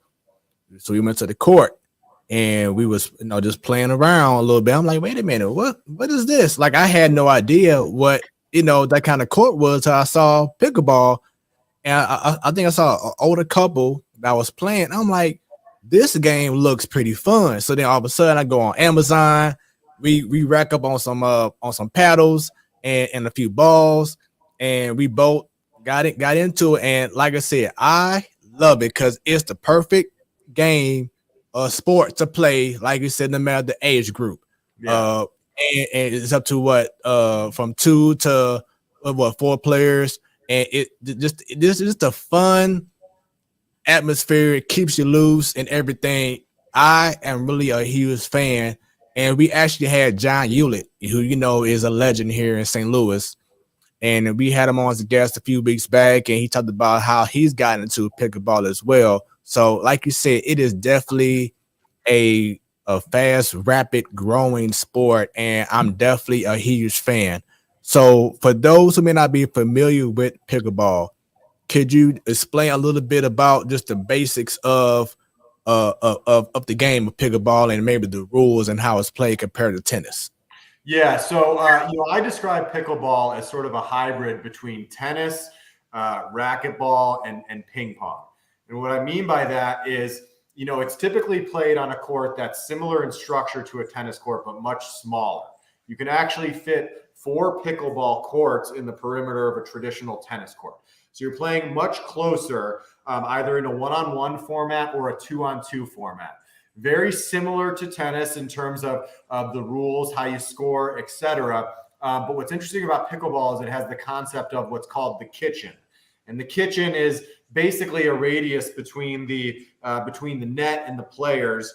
It's about 3 or 4 feet in front of the net, an area that you can't step in unless there are certain circumstances that occur. You cannot volley the ball in the kitchen. You can only enter the kitchen to hit the ball if the ball drops there first. So similar format to tennis, but with some interesting intricacies. And you're right. Your observation is 100% correct. What's interesting about the game is, as a beginner, it can be highly casual, but as a professional, it can be extremely, extremely competitive. There you go. It is a similar format to tennis, but what's interesting is it's a much more social game and you got the perfect chart right here to show it. In a worst case scenario, you're 44 feet away from your opponent or the opposite player. In tennis, you can be 100 or 150 feet away, which takes the social element out of the game. And that's one of the reasons that people like pickleball really a lot more than tennis, is because it brings the competitive nature, but it also has a component of a social aspect that you don't get in tennis, or you lose if you're playing extremely competitively. So really, it's a phenomenal game. Can be highly casual or extremely, extremely competitive. Can be played at a slow pace or a rapid pace or everything in between. Very easy to pick up, but extremely difficult to become very, very good at. So that's how I describe the game of pickleball. Very, very fun. If you haven't played it, I encourage your listeners to go out and play it. What's interesting is, you mentioned swinging by your local tennis courts. Nowadays, even if you want to play tennis and you go to your local tennis courts, you likely can't, because everybody who's out there is slicing up the tennis courts playing pickleball. It's really, in some ways, surpassing the opportunity and the market for tennis, which, don't get me wrong, we love. It's cheaper, it's more accessible for all ages, for all the reasons that we just described, but really a phenomenal game. If folks haven't played it, I encourage you to play it. Go out, swing by your local tennis courts. They'll be sliced up to play pickleball, and it's really a friendly game. Folks who are out there will encourage you to join them, and it's really a ton of fun. And just explain also in regards to the actual pickleball itself, because it feels like if you play baseball, you think about like a wiffle ball kind of, feel to it. Cause like the ball just doesn't go, miles and miles away from you because it's light, it's big, but it's light and doesn't carry as much as you think it does. So that also appealed to me. Also, it's like, well, it like you said before, it's not as hard to do, to get to a ball or to hit the ball like it is for tennis. Exactly right. So I kind of describe it as a wiffle ball, but with a lot of perforations or holes in the ball itself. So it's got plastic features. It makes a nice kind of clicking noise, or if you drop it or if you hit it. But what's interesting about the ball itself is there's a lot of science, specialty, and technique to the design of the ball. I mentioned you can think of it as a wiffle ball, plastic wiffle ball with tons of holes in it. But what's interesting is the holes and the structure of that ball will change depending upon if you're playing indoor or outdoor. And that's because the wind and airflow can impact the speed and the spin of that ball due to the amount of holes in it. And when you think about what that means at the professional level, there's a ton of technique that goes into how you strike the ball. Meaning if you intend to hit the ball with speed, with force, you actually will try to slice the ball and hit it in a way that creates a lot of rotation so that the air force does not enter those holes and slow down the velocity of the ball. If you're intending to lob the ball to slow the game down, you'll reduce that slice and more hit the ball head on so that the airflow will funnel through that ball and thus, impact the rate of drop that the ball has. So a lot of technique that goes into how you strike the ball. But the structure of that ball is very interesting and something that's unique to racket sports and creates for a very unique dynamic in terms of how you play the game and how you grow as a player. Your stroke will mature and will depend on sort of the intent with which you try to hit the ball. It's very interesting. And shouts out to my guy, Coach Brian Turner. He says he loves pickleball. Such a fun game. Brian, I had no idea that you loved pickleball, so let's connect and do some pickleball. Maybe we can get, once you in town again, Ross, that we can go ahead and get a little game going a few times. I know you have the season going on and everything, but when you're in the Louvre and you're free, let's go ahead and make something happen and connect, do some pickleball. Absolutely. We're going to try to get the team out there sometime soon, do a community event, maybe give folks who think they've got it an opportunity to take it to some of our players, see if they can beat them. We'll put on clinics. We'll put on pro-ams. We'll bring in other teams from out of town for exhibitions. We're going to do everything we can to engage the community, get them face-to-face with our players. As I mentioned, St. Louis is a massive, massive market for pickleball. It's actually a unique fact I'll throw at you here. The state of Missouri is the 6th most popular state for pickleball in the country. Really? That follows only the coastal and the tropical climates. So it's markets like Florida, Texas, Arizona, Atlanta, and California. And then immediately after that is Missouri. Most people wouldn't have guessed that, but the demand and the popularity is phenomenally strong. And we're going to do everything we can to bring our team to everybody in St. Louis and give them opportunities to interact.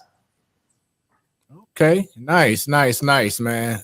I love having this discussion about pickleball. I think, like you said before, St. Louis is already in top 5 in the country, so that's dope right there. And after this show and just seeing about the St. Louis shot, I think people are going to really gravitate even more and more in regards to pickleball. So let's talk about the STL Shock first. How involved are you with the team? Are you, practicing with the team as well, just to kind of, stay in shape, with them? What is your role in regards to that team? And then talk about the actual team itself. Yeah, so I'm responsible for the day-to-day management operations of the team. I serve as GM and vice chairman. My dad is the chairman and the controlling owner of the team, but I'm responsible for the day-to-day operations. What's interesting about Major League Pickleball and MLP is the players don't actually live in the market that they represent or compete for. The players can live all around the country. So we do have a player from Missouri, but we also have players from Utah, from Oregon, and from California. Right now, we've got a team of 4. We got Jay DeVilliers, we've got Simone Jardim, we got Elise Jones, here you go, and we got Eric Lang.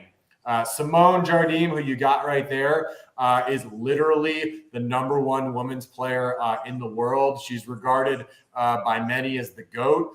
She was the U.S. Open Women's Pickleball Champion 4 years in a row from 2016 to 2020, and an ex-tennis pro. So she's a phenomenal player. We got Jay DeVilliers, who is a handsome guy in his own right, and many know him as the Flying Frenchman. He's all over the court. Again, an ex-tennis player. Elise Jones, absolute warrior, all over the court at all times. Phenomenally fun to watch.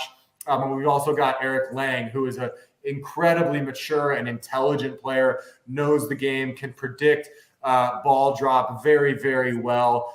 So we feel we've got a very good team here. The way we compete as of right now is the MLP has 6 official events throughout the year, typically every 8 weeks. So we had our first event in Mesa, Arizona at the end of January, a couple weeks back. Our second event will be in Daytona Beach, Florida, towards the end of March, about 6 weeks out from now. The league has identified and structured its 6 tournaments for the year this year. I mentioned Arizona. I mentioned Florida. We've got 2 competitions in California. We got a competition in Atlanta. But the way it works is the league tours the country to bring pickleball to the hottest hotbeds, if you will, where the sport has its most popularity. In Mesa, we had thousands of people come out. It was a truly electric environment. I met players who came in from San Francisco Giants, MLB players who came in and they were like, I've seen this thing all over. I got to watch this sport live. And they watch it and they're saying to me, holy crap, like I didn't expect to consider this athleticism, but these guys have some of the fastest hands we've ever seen. The hand-eye coordination at the professional level is incredible.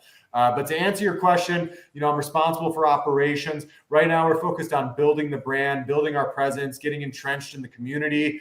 We've got a merchandise store coming live shortly. You'll be able to buy cool gear like this hat we got here. We're doing hoodies. We're doing shirts. We're doing jackets. We're doing pants. We're doing paddles. We're doing balls. We're doing everything. So we're really excited about where we're at, but we've got a long way to go. Don't get me wrong. This is a startup league, but the names that are behind it are truly incredible. We've got some of the best athletes in the world, some of the biggest billionaire sports investors in the world. We've got incredible talent managing the league, ex-bankers, ex-heads of U.S. women's tennis. So we think we're in a position to do something great here. But right now, we're just focused on the day-to-day, focused on building the brand, focused on putting the best possible team out on the court. But it's really fun to watch. I encourage folks to tune in and follow us at Daytona in about a month and 2 weeks here. Nice. And what's your record right now? So we just came off of our first event of the season. Unfortunately, we did not qualify for the quarterfinals. We missed it by literally just a couple points. But there are 24 teams competing in the league right now. It's split into 2 levels. So the premier level, which is the top 12 teams, and the challenger level, which is the next 12 teams to make 24 teams total. We lost our first game. We lost our first match, rather. We lost 3 games to 2 in what's called a Dream Breaker against the California BLQK Bears. Our second match, we came back really, really strong. We played the Milwaukee Mashers, who are widely regarded as the most talented team in the tournament in Mesa, and we crushed them. We beat them 3-0. We showed absolutely no mercy. We pounded them. And then in our third match, we played the New Jersey Fives, who are an incredibly talented team. They have the new #1 women's player in the world on their team, Anna Lee Waters. She is a phenomenal player. She turned 16 just a month ago while we were at the tournament. So at the time, she was 15, #1 player in the world, and we took her all the way to the finish line. We lost in the 5th game, 3-2 in a singles Dream Breaker format. But I got to tell you, it was incredible to take a team like that all the way to the brink. It was interesting to see Simone Jardim, our sort of original pickleball goat, who many say is passing the torch on to Annalie Waters, the 16-year-old I referenced. It was incredible to see them play one-on-one. It was a really, really amazing format. Unfortunately, we just missed out on the quarterfinals by just a few points. We were in the toughest group stage, so kind of falling back on that. But we think we'll get a more optimistic, group rendering here in the Daytona Beach matchup, and we think we got an opportunity to make some noise. It was the first time our team had played together in the Mesa event, but they're really, really gelling. They're now out at the PPA event. Many of them are playing together out there. So as the season goes on here, our team will bond, our team will gel. We think they'll come back even stronger. We do think we're one of the best teams in the field, and we think we have a legitimate shot to win it all. So going back to the players, and before I continue on, shouts out to our favorite fan, Miss Williams. We call her Miss Dub.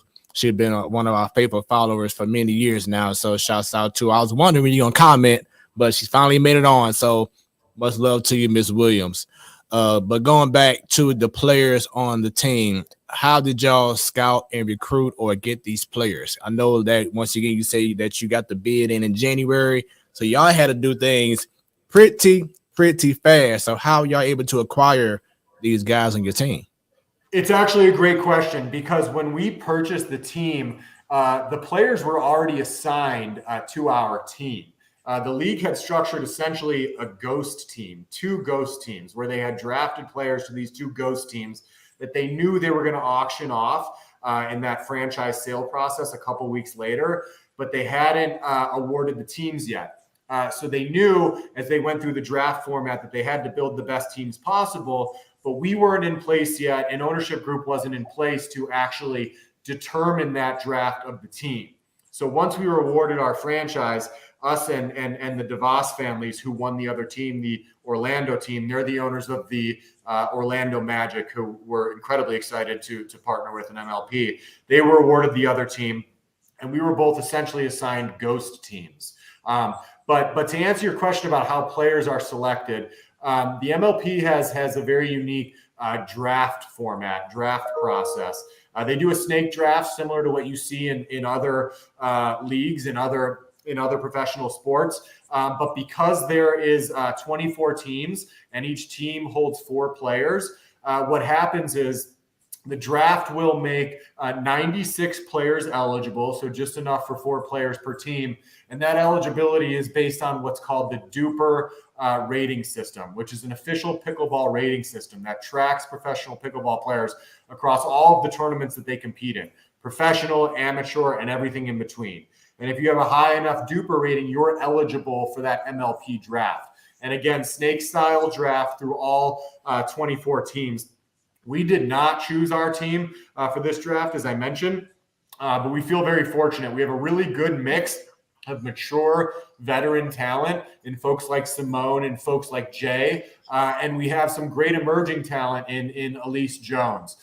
Going forward, of course, we'll be responsible for drafting our team. That will be my responsibility as GM of the Shock.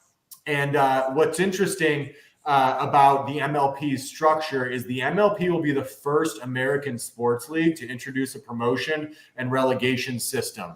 So think similar to what you see in European soccer, is because we have 24 teams, and I described that premier level of the top 12 and the challenger level of the bottom 12, performance over the next 12 months, team level performance will determine where you fall in, if you're in that premier level or that challenger level. And then the draft will snake through the premier and the challenger teams. And similar to what you see in the NFL, there'll be essentially a clock where you'll have 2 minutes to make your decision. The draft is facilitated live in Las Vegas. They do a phenomenal job. It's nationally televised. It's really exciting. So I encourage folks to tune in for that next draft, which will be here towards the end of June. Nice. So I know you probably had this question a lot. You brought up so many other cities that games are being held in. What are the plans in regards to having games here in the Lou so people can check it out as well? So as I mentioned, the 6 tournament sites for this year are already chosen. Those host cities were already awarded. Unfortunately, because we just got our franchise in the last month, we didn't have skin in the game to raise our hand and say, hey, we want to host a tournament. That being said, moving forward, the MLP is going to make a conscious effort to bring tournaments to each of the host cities for which the teams hold their namesake. So we're highly confident that St. Louis will have an opportunity to host a tournament. I'm not sure when exactly that will be. We're pushing for next year. There are tons of phenomenal facilities and opportunities for St. Louis to host a tournament. We've got, pickleball courts and pickleball facilities. We've got tennis facilities. Personally, I think Chaifetz Arena would be a phenomenal venue. We've hosted tennis tournaments there. We've hosted U.S. Open qualifiers there. We've filled the stands. We've set up the court. So I think there's a big opportunity to host there. Don't get me wrong. We're going to do everything we can to bring a tournament to St. Louis, but it's looking like that won't happen until next year at the earliest. I know you brought up earlier how you already have billionaires, possible investors, and others in regards to the shock and in the league in general. How can this professional league continue to grow and be a mainstay here in St. Louis? So people won't just be like, oh, you got the Cardinals and you got MLS and you got the Battlehawks and the Blues, but now they got pickleball and MLP. So how can the St. Louis Shock help to make the league grow and be a mainstay here in St. Louis? Well, the first thing we got to do is we got to get eyeballs. What's interesting about pickleball at the professional level is there's a perception of the game of pickleball that it's slow, it's relaxed, it's casual. But once you see it in a professional format, especially live, I'm telling you, I keep using the word electric. It is electric. The speed with which the ball moves back and forth across the court, it's not like tennis, because again, you're 20 to 40 feet away from your opponent, sometimes even closer. And in tennis, you're typically 100 to 150 feet away. So the ball can move as quickly as it does during tennis, potentially up to 70, 80, even 90 miles an hour. But when you think about, the range that it needs to cross to get to the player, these are split-second reaction times for the players, which makes for a really electric viewing experience. So the first thing we need to do is we need to get the community to get their eyeballs on our team. So I encourage people, again, to watch us in Daytona. I promise you, if you watch, you will not be disappointed. It is incredibly fun to watch.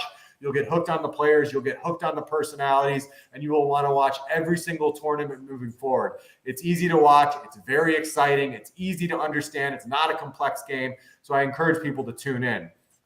In terms of what we need to do at the national level to build team recognition, to build MLP recognition, we feel like we're in an interesting spot. I kind of equate this to where the NBA or maybe even the NFL were in the 80s or the 90s, where we had tens of millions of people playing those respective games across the country, but we didn't have easy access to viewership yet.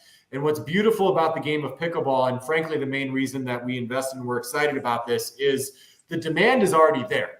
We know 40 million people played in the last year. We know there are between 5 to 15 million active players playing weekly in this country. So the demand is there. Our challenge is to translate that demand to viewership.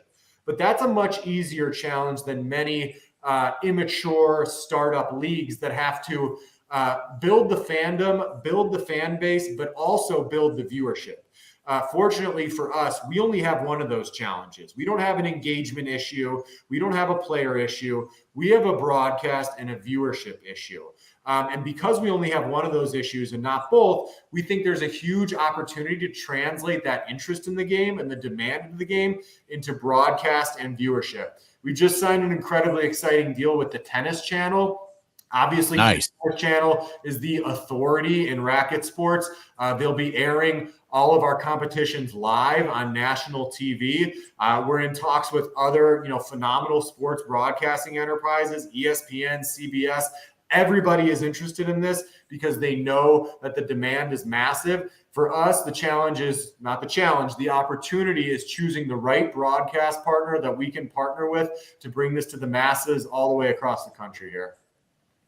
Ross, you have no idea that my mom loves the Tennis Channel. That is her favorite channel. So I am sure she'll be locked in to see the St. Louis Shock, and others holding things down on the tennis channel. And I brought up my lovely wife earlier, and she is commenting right now. Definitely great athleticism needed and a high energy sport. Love it and look forward to watching. So yes, once again, the wife and I, we've had our fun doing pickleball. Can't wait till it gets even warmer outside so we can go back out there and enjoy some pickleball. But it is definitely a fun sport. And we even put this on social media. It's a perfect event for like date nights. Truthfully. Yeah. You know what I'm saying? For gatherings, date nights, whatever. Pickleball is really a catchy sport and activity to do. So definitely for people who's sleeping on it right now, wake up because pickleball is not just date nights, really any activity. I mean, exactly. You mentioned date nights, but it's interesting. In a lot of the professional circles I'm in, it's replacing golf. Right? Because you think about a market like Chicago where, you build your professional network during 3 or 4 summer months of the year by going to play golf. What do you do in those other 8-9 months? Historically speaking, there really wasn't an opportunity to engage with professionals in a more casual environment.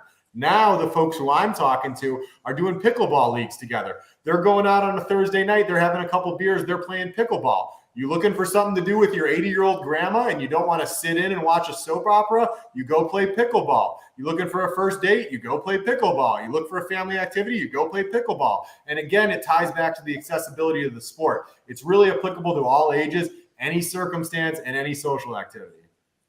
Most definitely. So with that being said, do you see this team, the St. Louis Shock, collaborating with other professional teams like the Blues, like the Cardinals, like the Battlehawks in the future? 100%. 100%. I can't tip you off on what we're working on.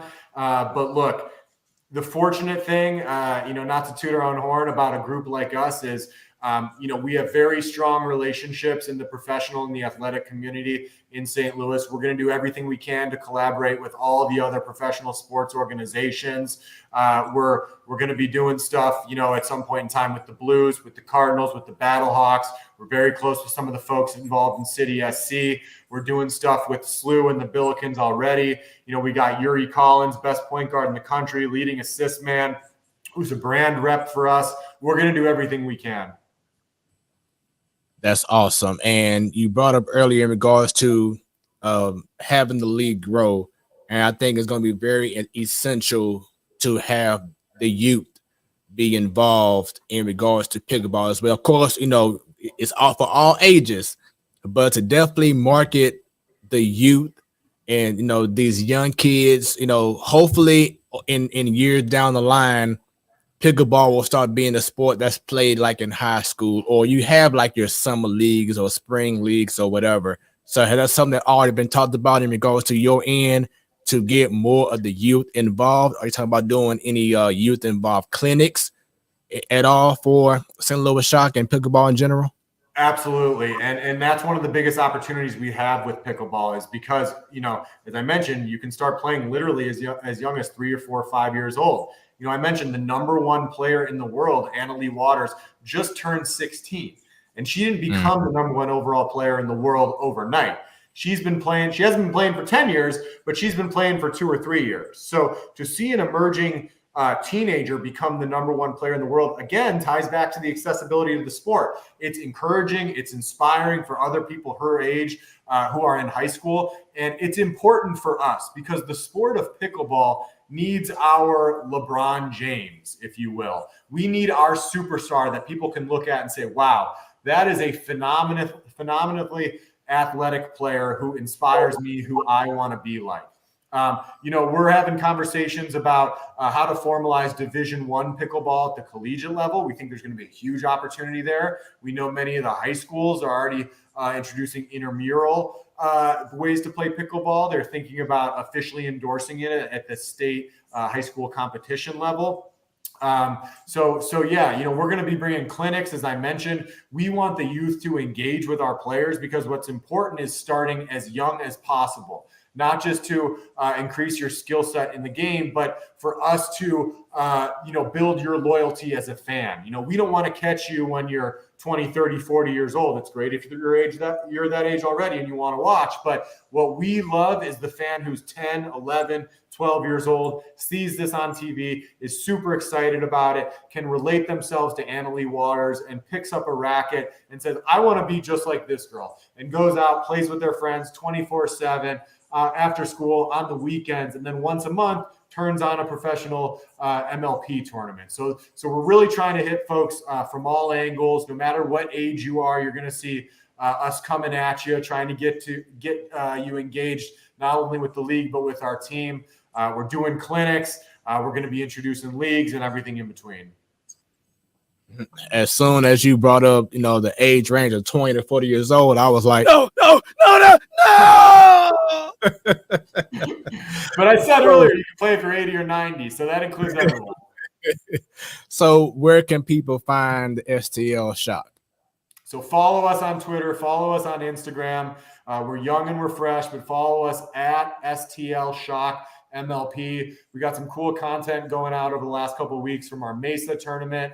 We just engaged a highly sophisticated organization who's going to be running with our marketing. You're going to see really exciting content. We're going to be introducing an e-commerce store very soon here where you'll be able to buy cool apparel like this, hats, t-shirts, sweatshirts, everything in between. Follow us on social, engage with us, reach out to me if you're curious. I'm happy to talk with folks. I'm happy to bring the game to folks. We've just been excited and frankly astonished at the amount of reception we've gotten by the community so far. We feel it. We hear you. Every idea I've heard is a good one. Bring your ideas our way. We're happy to talk about it. We're happy to do whatever we can to bring as much engagement as possible between the community and between the Shock here. So we already know about your father and what he's done for St. Louis, for the Billikens, for the area. What legacy are you trying to leave behind that's different from your father? Well, I want to own a professional sports team, and I joke with people, but I'm semi-serious that one day I want to run for office, whether that's as a potential senator, potentially a governor, or maybe even potential president of the United States one day. We'll see, as we've seen a lot of folks take heat in those sorts of positions. But look, I love doing things that make people feel better. I love doing things that enhance people's lifestyles, and I think that's one way to do it. I mentioned, we've had this whole long conversation about sports. I want to own an NBA, an MLB, or an NHL team. We're getting our feet wet with the pickleball team here. But one day, I think looking back, my legacy will be owning multiple professional sports teams and potentially being in public office at some point. Hallelujah! Love it. Well, best of luck to you. This has been an incredible interview. Do you have any special shout outs? Just shout out to the whole community. Everybody's been so great. From Yuri Collins, who's repping us as a brand ambassador, Larry Hughes, who's shown a ton of interest, people all throughout the community. I've been outreached by, some NBA players from St. Louis. People are feeling this. They love the game of pickleball. They're excited that we're doing it. They want to be involved. So shout out to everybody who's expressed their thanks. Again, just encourage people to follow us on Instagram, on Twitter, at STL Shock MLP. I want to thank everybody. We got a lot of exciting stuff coming. Please follow us in Daytona and through our tournaments throughout the rest of the year here. That's awesome. I definitely look forward to hopefully connecting with you more and more in regards to the Shock and pickleball in general. It's been a pleasure to have you on the show, Ross. And I have one last question for you. And who are you going for this Sunday for the Super Bowl? Who you got? Don't be shy. Let's hear it. I have a tough time thinking that Patrick Mahomes is going to go down, but I think I'm rooting for the Eagles. I think it's going to be a tough game, though. I read that I saw on TV today, there have only been, I think, 4 Super Bowls in Super Bowl history with a spread of less than 2 points. So I think no matter who you got, I think it's going to be a really, really tight game. I think I'm rooting for the Eagles, but my gut tells me that Mahomes is going to get it done. So I'm going to say that this game should be incredible. I have no problem with whoever wins the game. But my official prediction, I just feel like the Eagles are a better all-around team. The Chiefs right now are dealing with some injuries. Mahomes, he did, hold things down 2 weeks ago against the Bengals. But he still has that bum leg, and the wide receiver core right now is hurting right now. And certain guys may not even play from the wide receiver group. So I feel like you know what? Patrick Mahomes is a major league pickleball player, so he's got that on his side. Advantage. Sorry, not a player. I'm sorry, an owner. I misspoke. He's an owner. Right. Okay. Well, still, he got an advantage. You know what I'm saying? Because he holds things for your sport. But I'm going to go ahead and officially go with the Eagles. I feel like their schedule. People are saying they didn't have a tougher schedule, but hey, you still play the games that's in front of you, and they made it to where they got to. And when Jalen Hurts has been healthy, they only lost one game. So they are, I feel, the better overall team, and I feel that they'll win the Super Bowl. But with that being said, Ross, if you don't mind just staying on for a little real quick post-show talk for everyone else, this is the Platform Sports Talk Show. I am your boy Smooth. Shouts out to Bunny, who was on earlier. Shouts out to everyone who has tuned in to enjoy the show. It's been a pleasure. And, of course, we are back next week for some more of your Wednesday night sports delight. I am your boy Smooth, the Platform Sports Talk Show. And everyone, have a great rest of your evening.